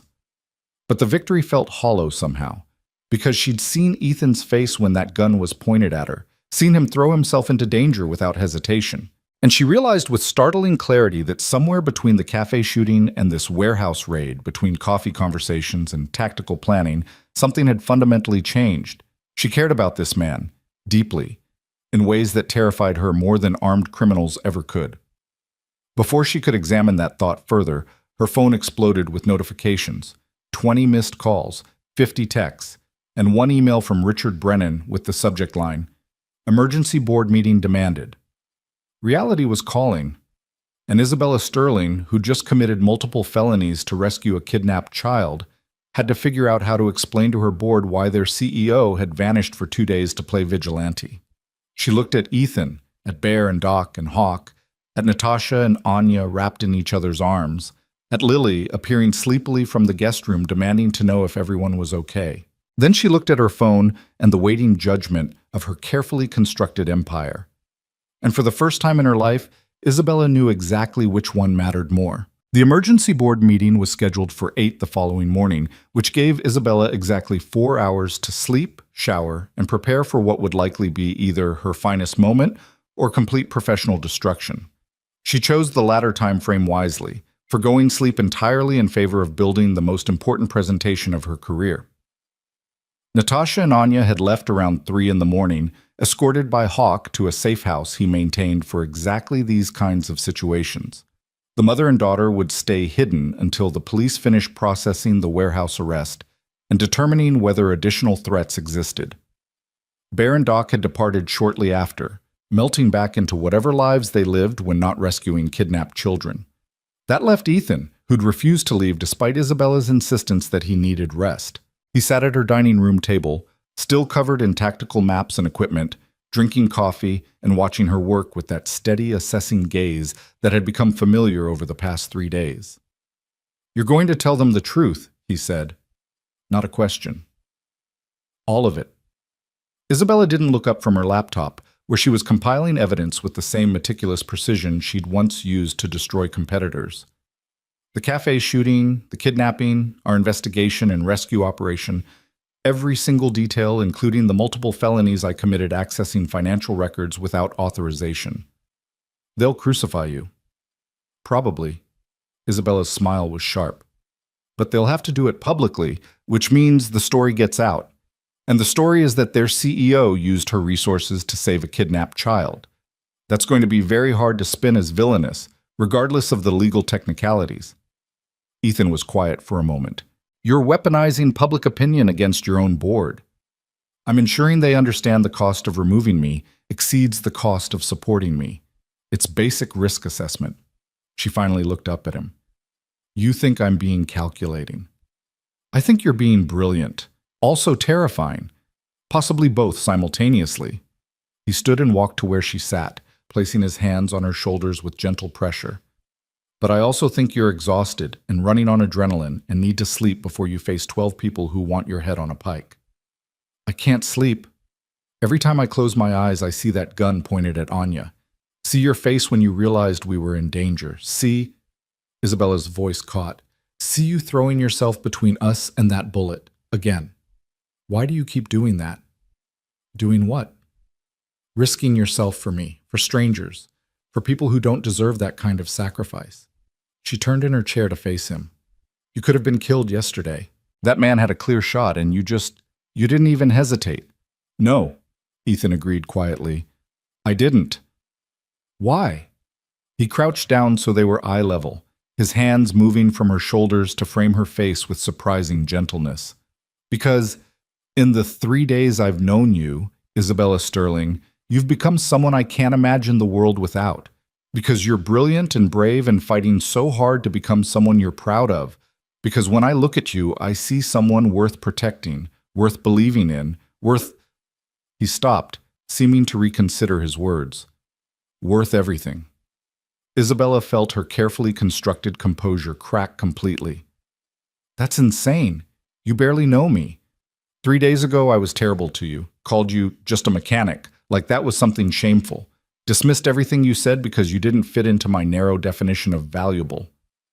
People change. You're changing. I'm watching it happen in real time, and it's extraordinary. Ethan's thumb traced her cheekbone gently. Besides, I'm kind of an expert in becoming someone new. I've been a soldier, a husband, a widower, a single dad, a mechanic. None of those versions of me stayed static. We're all constantly evolving, constantly choosing who we want to be. You're just doing it more dramatically than most. I don't know who I want to be, Isabella admitted, the words barely above a whisper. I only know who I don't want to be anymore. That's a start, Ethan smiled. And for what it's worth, I like all the versions of you I've met so far. The ice queen who built an empire, the terrified woman who grabbed a fire extinguisher anyway, the financial genius who found a kidnapped child, the person who held Anya and promised she was safe. You contain multitudes, Isabella. That's not weakness. That's being human. She wanted to kiss him. The realization hit with startling clarity. She wanted to close the distance between them and see if this connection they'd forged through trauma and danger translated into something more. But that felt like taking advantage, like confusing adrenaline and gratitude with genuine emotion. So instead, she just let herself lean into his touch for a moment, accepting comfort she'd spent years refusing. You should go home, she said finally. Get some sleep. Check on Lily. She's probably wondering where her father is. Lily's with her godmother, who knows I sometimes disappear for good reasons. She's fine. But Ethan stood anyway, giving Isabella space. I'll go if you promise to get at least 2 hours of sleep before your meeting. You can't fight a board on willpower alone. Watch me. Isabella, fine. 2 hours. I'll set an alarm. She watched him gather his things, feeling the apartment grow colder with his impending departure. Ethan, thank you for everything. For saving my life multiple times, for helping Anya, for making me believe I could be someone different. You don't need to thank me for seeing what was already there. He paused at the door. Call me after the meeting? I want to know how it goes. It's going to be a massacre. Then I definitely want to hear about it. His smile was warm despite the concern in his eyes. Good luck, Isabella. Though something tells me you won't need it. After he left, Isabella forced herself to lie down for exactly 2 hours. She didn't sleep. Her mind was too active, too full of presentations and arguments and potential outcomes. But she rested, which was something. Then she showered, dressed in her most expensive suit like armor, and prepared for war. Marcus met her in the lobby of Meridian Capital at 7:30, looking like he hadn't slept in days. Please tell me you have a plan, he said without preamble.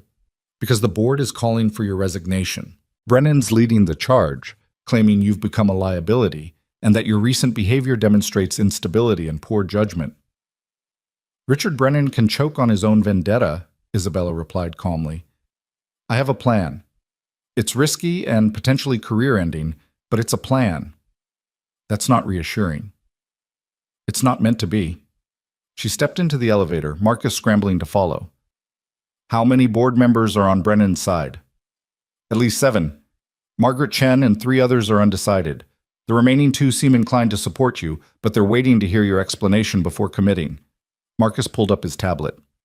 Also, the media coverage of the warehouse rescue went live an hour ago. Anonymous tip led police to 2 armed suspects and evidence of kidnapping. They're connecting it to the cafe shooting, speculating about organized crime networks. Your name hasn't been mentioned yet, but it will be. Isabella watched the floor numbers climb. Good. That actually helps. How does any of this help? You'll see. The elevator doors opened on the 47th floor. Trust me, Marcus. One last time. Trust me. The conference room felt like a courtroom. with 12 board members seated in judgment and Isabella standing at the head of the table like a defendant. Richard Brennan wore an expression of barely concealed triumph. Margaret Chen looked worried. The others ranged from hostile to neutral, none of them friendly. "Ms. Sterling," Brennan began without preamble, "for the past 3 days you've been essentially unreachable. You've missed critical meetings, ignored investor calls, and vanished during a major crisis involving threats to your personal safety. The board demands an explanation, and you'll get one." Isabella connected her laptop to the conference room display. "But first, I need to provide context. 3 days ago, I survived a hostage situation at a Manhattan cafe. The police have since confirmed that attack was targeted specifically at me, likely retaliation for my role in exposing money laundering operations during the Brennan Industries acquisition." Several board members shifted uncomfortably. Brennan's face reddened, but he said nothing.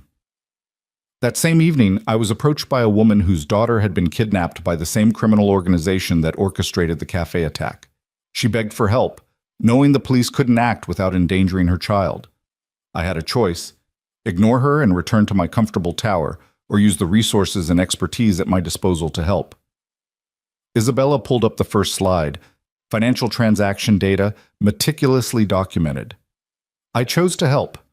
In doing so, I accessed banking records without proper authorization, traced money laundering networks across multiple jurisdictions, and identified the location where an 8-year-old girl was being held hostage." "You committed financial crimes," Brennan interrupted. "Violated privacy laws, banking regulations, probably a dozen federal statutes. You're admitting to this in front of the entire board?" "I'm admitting that I prioritized a child's life over legal technicalities, yes." Isabella advanced to the next slide. Satellite imagery of Warehouse 7. "I then coordinated with security professionals to extract that child from armed criminals. The operation was successful. The child was returned safely to her mother. The criminals were apprehended by police based on anonymous information. No one was killed, though several people, including myself, came close." The room was silent. Margaret Chen looked stunned. Even Brennan seemed momentarily at a loss for words. "You led a rescue operation," Margaret said slowly. "You, personally, participated in extracting a hostage from armed criminals.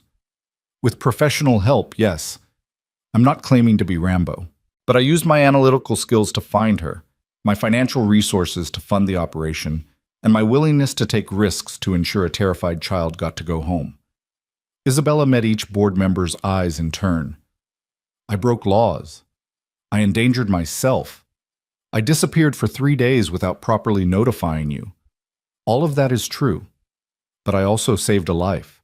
And if you think I'm going to apologize for that, you've fundamentally misunderstood who I am." "This is insanity," Brennan burst out. "You're the CEO of a $7 billion company, not some vigilante. Your responsibility is to Meridian Capital, to our investors, to what?" Isabella's voice could have cut steel. "To quarterly profits, to stock prices, to making rich people richer while children are kidnapped and murdered. That's what you think my responsibility is. That's what we pay you for. Then maybe you're paying for the wrong things." Isabella pulled up her final slide. News coverage of the warehouse rescue, complete with quotes from police praising the anonymous heroes who'd saved Anya. "This story is going public, today. I've already given an exclusive interview to the Times detailing Meridian Capital's role in financial forensics that led to the rescue. I'm framing it as corporate social responsibility, using our expertise to fight organized crime and human trafficking." "You can't do that without board approval," one of the other members objected. "I can and I have. The article runs in tomorrow's edition." Isabella smiled without warmth. "Here's what's going to happen. You can fire me for my actions, which will require you to publicly explain that you're removing a CEO who saved a kidnapped child. The media will have a field day. Our stock will plummet. Our reputation will be permanently damaged. Or," she paused for effect, "you can support me. We can lean into this new direction. Transform Meridian Capital from just another investment firm into something that actually matters. Use our financial forensics capabilities to assist law enforcement in tracking criminal enterprises.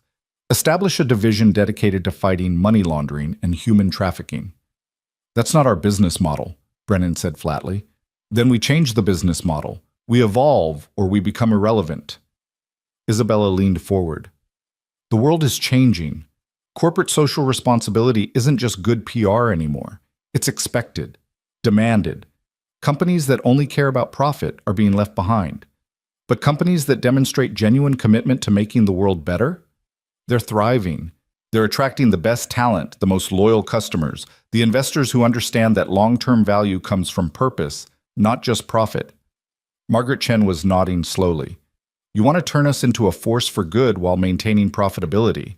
I want to prove they're not mutually exclusive, that we can build wealth and fight evil simultaneously, that success and significance can coexist. Isabella stood straight. I'm not apologizing for saving that child. I'm not apologizing for using our resources to do something meaningful. If that makes me unsuitable as CEO, then vote me out. But know that I'm not going quietly. I'm not slinking away. And the story of why Meridian Capital fired the woman who rescued a kidnapped child will follow this company forever. The silence that followed was profound. Isabella watched calculations happen behind 12 sets of eyes: risk assessment, public relations impact, potential outcomes. She'd given them a choice, but she'd also made one choice significantly more appealing than the other. Finally, Margaret Chen spoke. I move that we table the question of Ms. Sterling's resignation pending a full investigation of the incident and its implications. Furthermore, I move that we establish a task force to explore the feasibility of the corporate social responsibility initiative she's outlined. I second, another board member said quickly. Brennan looked like he'd swallowed something toxic. This is ridiculous. She broke the law. For which she may face legal consequences, Margaret replied coolly. But that's between her and the justice system.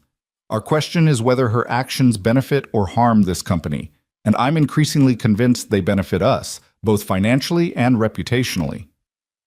The vote was closer than Isabella would have liked, 7-5 in favor of tabling the resignation question. But it was enough. She'd survived, for now. After the meeting dissolved, Margaret pulled Isabella aside. That was either the most brilliant move I've ever witnessed or the most catastrophically reckless. I genuinely can't tell which. Neither can I, Isabella admitted. But I meant every word. I'm tired of building empires that don't mean anything. If we're going to have this much money and power, we should use it for something besides making ourselves richer. You've changed. Margaret studied her. 3 days ago, you would have laughed at that sentiment, called it naive corporate idealism. 3 days ago, I hadn't been held hostage or saved a child's life or learned that everything I thought mattered was actually just expensive distraction from being terrified of vulnerability. Isabella smiled tiredly. Turns out getting shot at provides excellent perspective on what's actually important. The cafe shooting, that mechanic who saved you, Ethan Carter, he's involved in this somehow, isn't he? He coordinated the rescue operation, put together the team, planned the extraction, risked his life to save a child he'd never met. Isabella's voice softened. He's remarkable. Makes me want to be better than I am. Margaret's smile was knowing. That's how you know it's real, when someone makes you want to be your best self rather than just your most successful self. She squeezed Isabella's arm. Be careful, Isabella. You're playing with forces you don't fully understand, both the criminal kind and the emotional kind. Both can destroy you if you're not prepared. I'm not prepared, Isabella said honestly. But I'm doing it anyway. That's called growth, right? That's called being human. Welcome back to the species. Isabella left Meridian Capital feeling simultaneously triumphant and terrified. She'd survived the board meeting, but the consequences of her actions were far from resolved. The legal implications alone could be devastating. Accessing financial records without authorization was serious business. Multiple felonies that could result in prison time if prosecutors decided to make an example of her. But she'd also meant what she said about corporate social responsibility. The idea of transforming Meridian Capital into something that mattered, that actually helped people, rather than just accumulating wealth, felt right in a way nothing else in her professional life ever had. She called Ethan from her car, suddenly desperate to hear his voice. How'd it go? He answered immediately. I survived. Barely. They're investigating rather than firing me outright, which I'm counting as a win. Isabella leaned back against the leather seat. I also essentially committed to transforming my entire company's business model based on a rescue operation I coordinated with a mechanic I've known for 3 days. So that's either visionary leadership or a complete mental breakdown. Why not both? She could hear the smile in his voice. I'm proud of you. That took courage. Or stupidity. The difference between courage and stupidity is outcome. If it works, you're brave. If it fails, you're reckless. We won't know which until later. He paused. Are you okay? Really? I don't know. I keep waiting to feel something, relief or fear or triumph or anything definitive. But mostly I just feel different. Like I've become someone I don't quite recognize yet. Isabella watched Manhattan slide past her window. Is that normal after something like this? Completely normal. Combat changes people. Near-death experiences change people. Choosing to risk yourself for others changes people. You've done all three in less than a week. You'd be weird if you didn't feel different. His voice grew gentler. Give yourself time to adjust. Don't try to force it back to how things were, because things aren't how they were. You're not who you were. That's not bad. It's just true. Who was I before? The question surprised Isabella even as she asked it. I thought I knew, but now I'm not sure I ever really understood myself. Was I the ice queen who destroyed careers? The terrified girl watching her father lose everything? The woman building towers to hide from the world? Who was I really? Maybe all of those things, Ethan suggested. Maybe we're all composed of different versions of ourselves, and which one dominates depends on our choices and circumstances. You're choosing different now, so a different version of Isabella Sterling is emerging. I like this version better. She scares me, but I like her. Good. Fear means you're challenging yourself. Comfort means you're stagnating. He paused. Listen, I know you're probably exhausted and have a million things to deal with, but Lily's been asking about you nonstop. Something about showing you her butterfly collection and explaining transitive property again. If you're up for it, maybe you could come by the shop this afternoon. No pressure, just she'd really love to see you, and honestly, so would I. Isabella should have said no. Should have gone home to sleep or returned to the office to manage the fallout, or done any of the 1,000 responsible things a CEO should do after narrowly avoiding termination. Instead, she heard herself say, I'll be there in an hour. Tell Lily to prepare her best butterfly lecture. The drive to Red Hook felt different this time. Less like descending from her tower into foreign territory, and more like going somewhere she belonged. Carter Restorations looked exactly the same as before, but Isabella saw it with new eyes. This wasn't just a garage. It was a home, a place where a man had built a life that mattered, where he raised his daughter with love and wisdom, where he restored broken things and made them beautiful again. She was starting to understand that she was one of those broken things, being carefully restored. Lily exploded out of the garage the moment Isabella's car pulled up, running at full speed with a shoebox clutched to her chest. Isabella, you came. I have so much to show you. Did you know there are over 17,000 species of butterflies? Well, probably you didn't because most adults don't know good butterfly facts. But I'm going to teach you, and then you'll be smart about butterflies too. That sounds perfect, Isabella said, catching Lily as the girl practically launched herself into her arms. I definitely need to be smarter about butterflies. Everyone does. Butterflies are very important and also beautiful, which is a good combination. Like you. You're important because you saved Anya, and you're beautiful because, well, you just are. Daddy says that's shallow to comment on, but I think noticing when people are pretty is just being observant, which is actually a valuable skill. Do you think I'm shallow? I think you're extraordinarily perceptive, Isabella replied, setting Lily down and letting the girl pull her toward the garage. And thank you. That's very kind. Ethan appeared in the doorway, leaning against the frame with an expression that made Isabella's heart do something complicated. He was in his usual uniform of worn jeans and work shirt, grease smudged on his forearm, hair slightly mussed. He looked nothing like the men she typically associated with, the polished executives in expensive suits who measured their worth in stock options and corner offices. He looked real, solid, like someone who'd still be there when everything else fell apart. Fair warning, he said as they approached. Lily's been preparing this butterfly presentation for 2 hours. She has visual aids, and a quiz at the end. There's no quiz, Lily protested. That would be mean, but I might ask a few questions to make sure you were paying attention, which is totally different from a quiz because it's less formal. Isabella spent the next hour sitting on the garage floor while an 8-year-old girl showed her carefully preserved butterfly specimens and explained metamorphosis with the passionate intensity of a college professor. It was absurd and wonderful and completely unlike anything she'd ever experienced. Lily's enthusiasm was infectious, her knowledge impressive, her joy in sharing it absolutely pure. This one's my favorite, Lily said, showing Isabella a blue morpho butterfly. It's from South America, and the blue isn't actually pigment, it's structural coloration, which means the wings are designed in a way that reflects light to make them look blue. Isn't that amazing? They're not actually blue, they just make you think they are through clever architecture. That is amazing, Isabella agreed, studying the iridescent wings. So they're using structure rather than substance to create beauty. Exactly. Nature's really smart like that. Sometimes the best way to be something is to build yourself in a way that reflects it, rather than trying to actually be it. Lily considered this. I guess that's kind of a metaphor. Daddy says I accidentally make metaphors sometimes because I think about things weird. You think about things brilliantly, Isabella corrected, and that's an excellent metaphor. Building yourself to reflect what you want to become rather than expecting to already be it.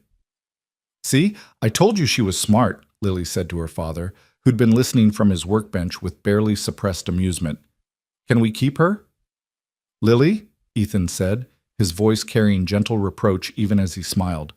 People aren't butterflies. We can't just collect them. But we can be friends with them, right? Isabella can be our friend. Lily turned pleading eyes on Isabella. You want to be our friend, right? We're good friends. We make really good mac and cheese, and Daddy tells excellent bedtime stories. And I promise not to talk too much, even though I probably will talk too much because that's who I am. Isabella felt something in her chest crack wide open. Not breaking, but opening, like a door she'd kept locked suddenly swinging free. This child, this precious, brilliant, talkative little girl, was asking her to be part of their life with such genuine hope that refusing felt impossible. I would love to be your friend, Isabella said, and meant it more than she'd meant almost anything. Though I should warn you that I don't know much about mac and cheese, my cooking skills are limited to ordering takeout. That's okay. We can teach you. Right, Daddy? We can teach Isabella how to make proper mac and cheese, and then she'll be part of our family traditions, which means she's basically family. Which means she has to come to my birthday party in 3 weeks, which has a butterfly theme because, obviously. Lily was bouncing with excitement. This is the best day ever. I got a new friend who's pretty and smart and saved a little girl and doesn't mind that I talk too much. I love that you talk too much, Isabella said honestly. You say interesting things. That's rare. Lily beamed, then announced she needed to go find her other butterfly books to show Isabella more species. She disappeared into the office, leaving Isabella alone with Ethan in the garage. Sorry about the friend collection attempt, Ethan said, moving to sit beside Isabella on the floor. Lily's not subtle about wanting people to stick around. She's perfect. Both of you are. Isabella leaned against him slightly, exhaustion finally catching up to her. This is nice, sitting on a garage floor talking about butterflies. I can't remember the last time I did something just because it made me happy rather than because it advanced some goal or project. Welcome to actual living. It's messier than your tower, but significantly more rewarding. Ethan's arm went around her shoulders naturally, like they'd been doing this for years rather than days. You did good today. The board meeting, standing up for what you believe in. I'm proud of you. I threatened them with public relations disaster and weaponized a child's rescue into corporate strategy. That's not exactly noble. You transformed a terrible situation into an opportunity to do genuine good. You're planning to use your company's resources to fight human trafficking and organized crime.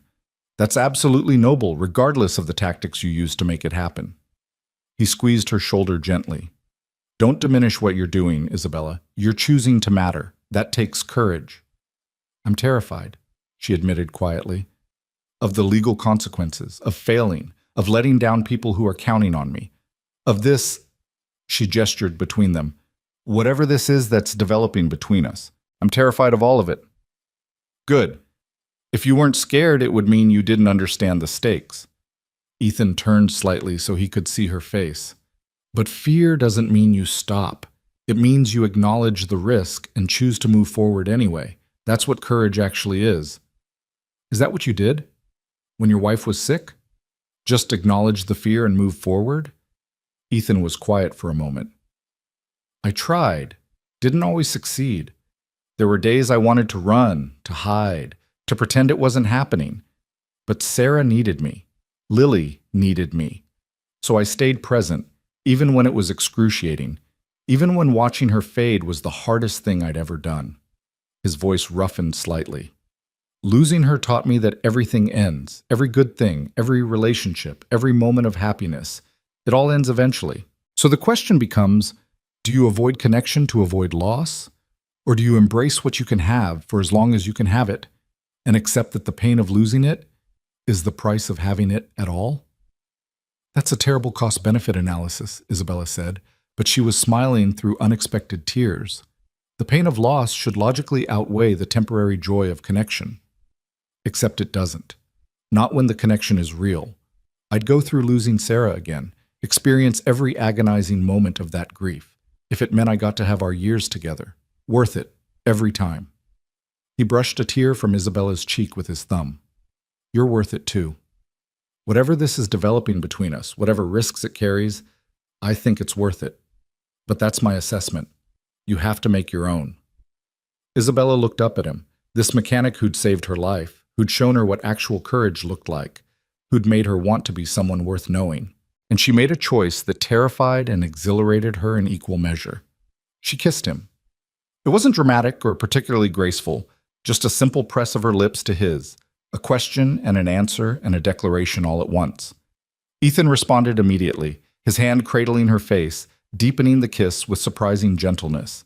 He tasted like coffee and possibility, and Isabella felt something in her chest expand painfully, wonderfully, like learning to breathe for the first time. When they finally broke apart, Ethan was smiling. Well, that was unexpected. Was it? Isabella felt her face flush. I've been wanting to do that since the hospital. Me too, but I was trying to be respectful, not take advantage of trauma bonding or proximity or... He stopped as Isabella kissed him again, briefer this time, but no less certain. I'm making my own assessment, she said firmly. And my assessment is that this is absolutely worth it. The risk, the potential pain, all of it. You're worth it. I found more butterfly books. Lily's voice announced her return approximately 3 seconds before she appeared in the doorway. She stopped, looked at her father and Isabella sitting very close together on the garage floor, and her face split into a grin that could probably be seen from space. Were you kissing? You were totally kissing. That's amazing. Does this mean Isabella is going to be my bonus mom? Because I would really like a bonus mom, and she's so pretty and smart, and she likes butterflies even though she didn't know much about them before, which means she's willing to learn new things, which is an excellent quality in a bonus mom. Lily, Ethan said, his tone carrying warning even as he tried not to laugh. Slow down. Isabella and I are friends who maybe like each other as more than friends. That doesn't automatically mean... It means you're dating. Dating is when adults decide they like each other enough to kiss and spend time together. I learned about it from the movie we watched last week, the one with the princess who fell in love with the person who saved her from the tower. That's basically your story, except with fire extinguishers instead of magic. Lily plopped down on the floor next to them. I approve of this development, just so you know. You have my blessing to date my dad, Isabella. He's really great once you get used to his weird habits like always sitting facing doors and checking locks 17 times before bed. Those are very normal habits for someone with my background, Ethan protested. They're trauma responses, Lily said matter-of-factly. We learned about them in grief counseling after Mom died. It's okay to have them. Isabella probably has some too now, after getting held hostage. Maybe you can have trauma responses together, which sounds romantic in a weird way. Isabella found herself laughing, genuine, surprised laughter that came from somewhere deep and unguarded. You're absolutely right. We probably will have trauma responses together. That does sound romantic in a weird way. See? I'm very wise for 8. Daddy says I'm an old soul, which I think means I think about things too much, but he means it as a compliment, so I'm taking it as one. Lily settled in comfortably. So when are you going to move in? Because dating usually leads to living together, and then you'd be here all the time, and we could teach you about butterflies and engines and how to make proper pancakes. Daddy makes really good pancakes. It's his superpower. Lily Carter, Ethan said, his voice firm now. You're getting way ahead of things. Isabella has her own apartment, her own life. She's not going to just move in. Why not? She doesn't like her apartment. I can tell. It's too white and cold and high up. She said her tower was lonely, which means she wants to come down from it. We have space. Well, not a lot of space, but we could make space. I could share my room if necessary, though I'd prefer to keep my own room because I need space for my collections. Isabella looked at this child who'd essentially just proposed that they become a family and felt something shift fundamentally in her understanding of what she wanted. Not the penthouse with its pristine isolation, not the office with its view of a city she'd never really belonged to. This garage with its butterfly books and grease stains and 8-year-old wisdom. This man who'd shown her what courage actually meant. This accidental family forming around shared trauma and genuine connection. I'm not moving in tomorrow, she said carefully, wanting to be honest with Lily, but I would like to spend more time here, getting to know you both better, learning about butterflies and pancakes and whatever else you want to teach me. Would that be okay? That would be perfect, Lily declared. We can do a trial period. That's what Daddy calls it when he's deciding whether to take on a new restoration project. We try it out, see if it works, and if it does, we commit fully. You're our trial period girlfriend, bonus mom friend, and I predict you'll pass the trial with flying colors because you're already excellent. Lily, Ethan said, but he was smiling now. Why don't you go start on your homework? Isabella and I need to have a grown-up conversation. Is it about feelings? Because I can help with feelings. I'm very emotionally intelligent. You are. But this is still a private conversation. Homework. Now. And I'll check it, so do it properly. Lily sighed dramatically but departed, leaving them alone again. Ethan turned to Isabella with an apologetic expression. I'm sorry. She's enthusiastic and has no boundaries and apparently thinks she can just decide we're a family. Don't apologize. Isabella caught his hand. She's right about most of it. I don't like my apartment. My tower is lonely, and I do want to come down from it, metaphorically and literally. I want to spend time here, with you, with her, learning how to be part of something instead of always being apart from everything. Isabella, Ethan said carefully, this is fast, really fast. A week ago, we didn't know each other existed. Now you're talking about changing your entire life. I know, it's insane. By any logical analysis, this is reckless and premature and probably going to end badly. She squeezed his hand. But logic hasn't served me particularly well. Logic gave me an empire and left me completely alone. So maybe it's time to try something illogical, something terrifying, something that might actually make me happy instead of just successful. Ethan studied her for a long moment, those storm-gray eyes seeing past all her defenses to whatever truth lay underneath. Okay, but we do this right. We take time. We let it develop naturally. No pressure, no expectations, just seeing what happens. Can you handle that level of uncertainty? Absolutely not. I'm going to hate every second of not having a clear plan or guaranteed outcome. Isabella smiled, but I'm going to do it anyway. Because you and Lily are worth being uncomfortable for. That might be the most romantic thing anyone's ever said to me, which says concerning things about my previous relationships. Ethan pulled her close, his forehead resting against hers. Fair warning, I come with complications. A daughter who will absolutely test every boundary you have. Trauma from years of combat that sometimes wakes me up at 3 in the morning. A business that barely pays the bills, no corner office, no stock options, no impressive anything except a stubborn commitment to fixing things. I come with complications too. A board that wants me fired, potential federal charges for financial crimes, a lifetime of emotional repression that I'm just starting to unpack, an empire that's probably going to implode while I figure out how to be human again. Isabella smiled. We're both disasters. Maybe we can be disasters together. That's the worst sales pitch for a relationship I've ever heard. Good thing I'm not selling, I'm offering. Take it or leave it. Ethan kissed her, longer this time, deeper, with the kind of certainty that came from choosing something despite understanding the risks. When they finally broke apart, Isabella felt like she'd just jumped off a very tall building and discovered she could fly. Over the next 3 months, Isabella's life transformed in ways that would have been unimaginable before the cafe shooting. The legal consequences of her financial crimes never materialized. Turned out that when you use illegal methods to rescue kidnapped children and help police dismantle criminal networks, prosecutors were reluctant to prosecute. Detective Morrison even sent her a bottle of expensive whiskey with a note that said, "Don't do it again, but thank you." The board investigation concluded that while her methods were unorthodox, the results demonstrated innovative thinking and commitment to corporate social responsibility. Meridian Capital established a new forensic investigation division dedicated to assisting law enforcement in tracking criminal financial networks. It was profitable. Criminals always left money trails, and it mattered, which made coming to work feel like purpose rather than just obligation. Richard Brennan resigned from the board after someone, Isabella had her suspicions but no proof, leaked documents suggesting his continued ties to the money laundering networks she'd exposed. His departure removed her primary opposition and gave her the freedom to actually transform the company. But the biggest changes happened away from Meridian Capital's towers. Isabella didn't move in with Ethan and Lily, not immediately, but she started spending more time in Red Hook than in her Tribeca penthouse.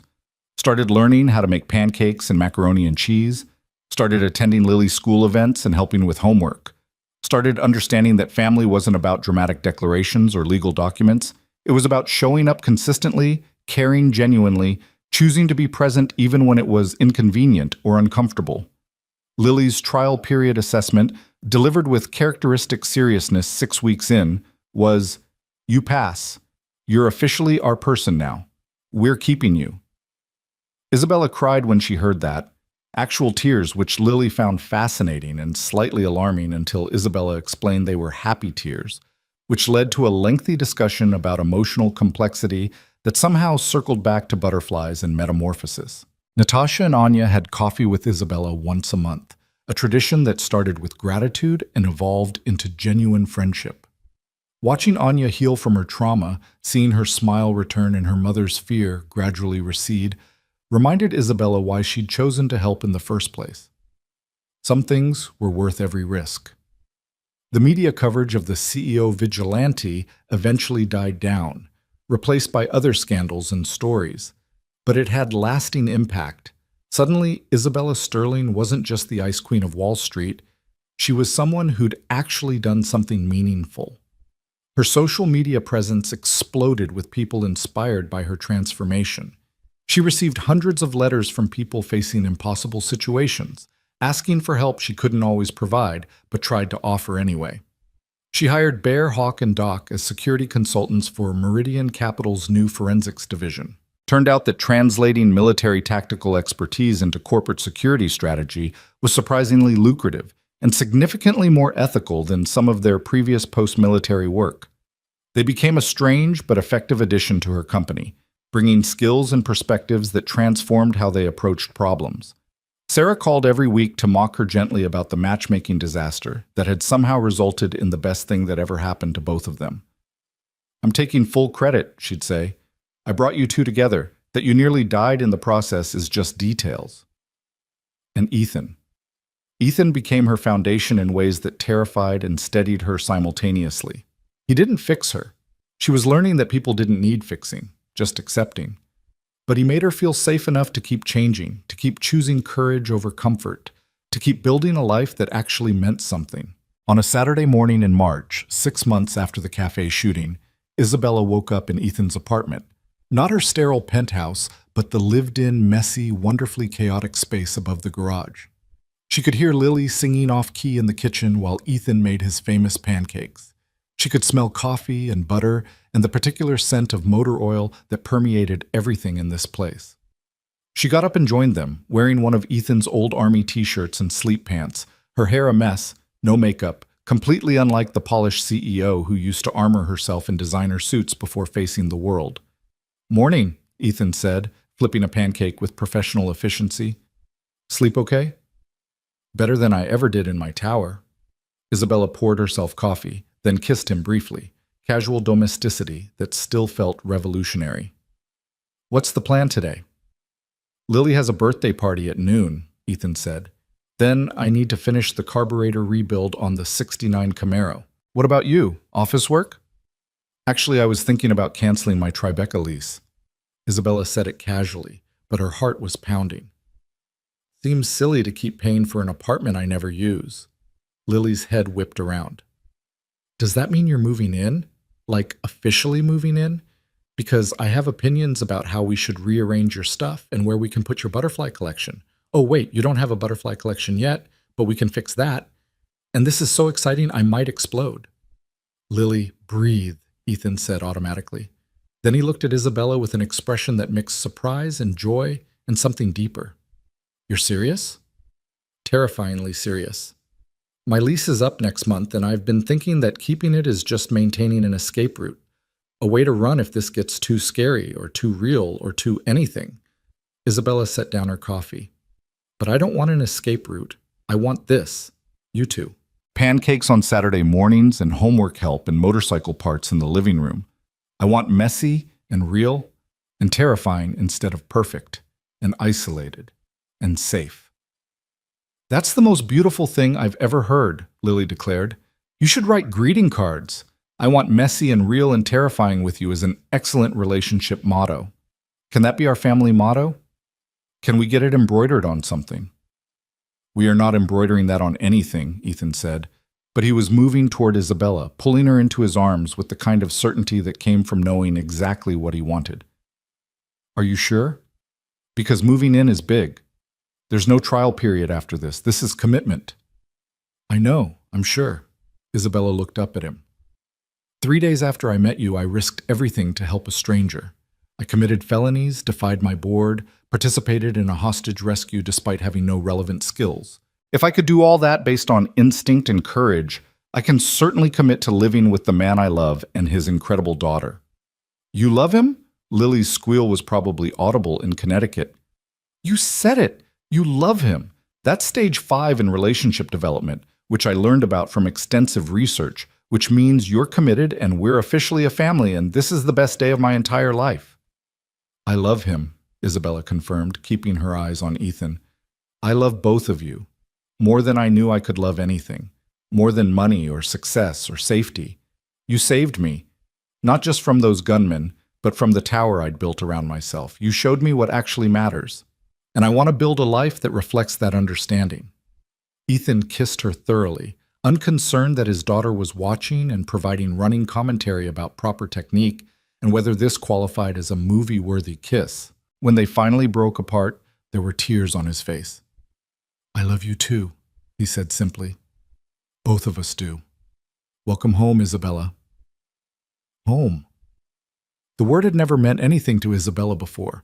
Just an address, a piece of real estate, a place to sleep between work obligations.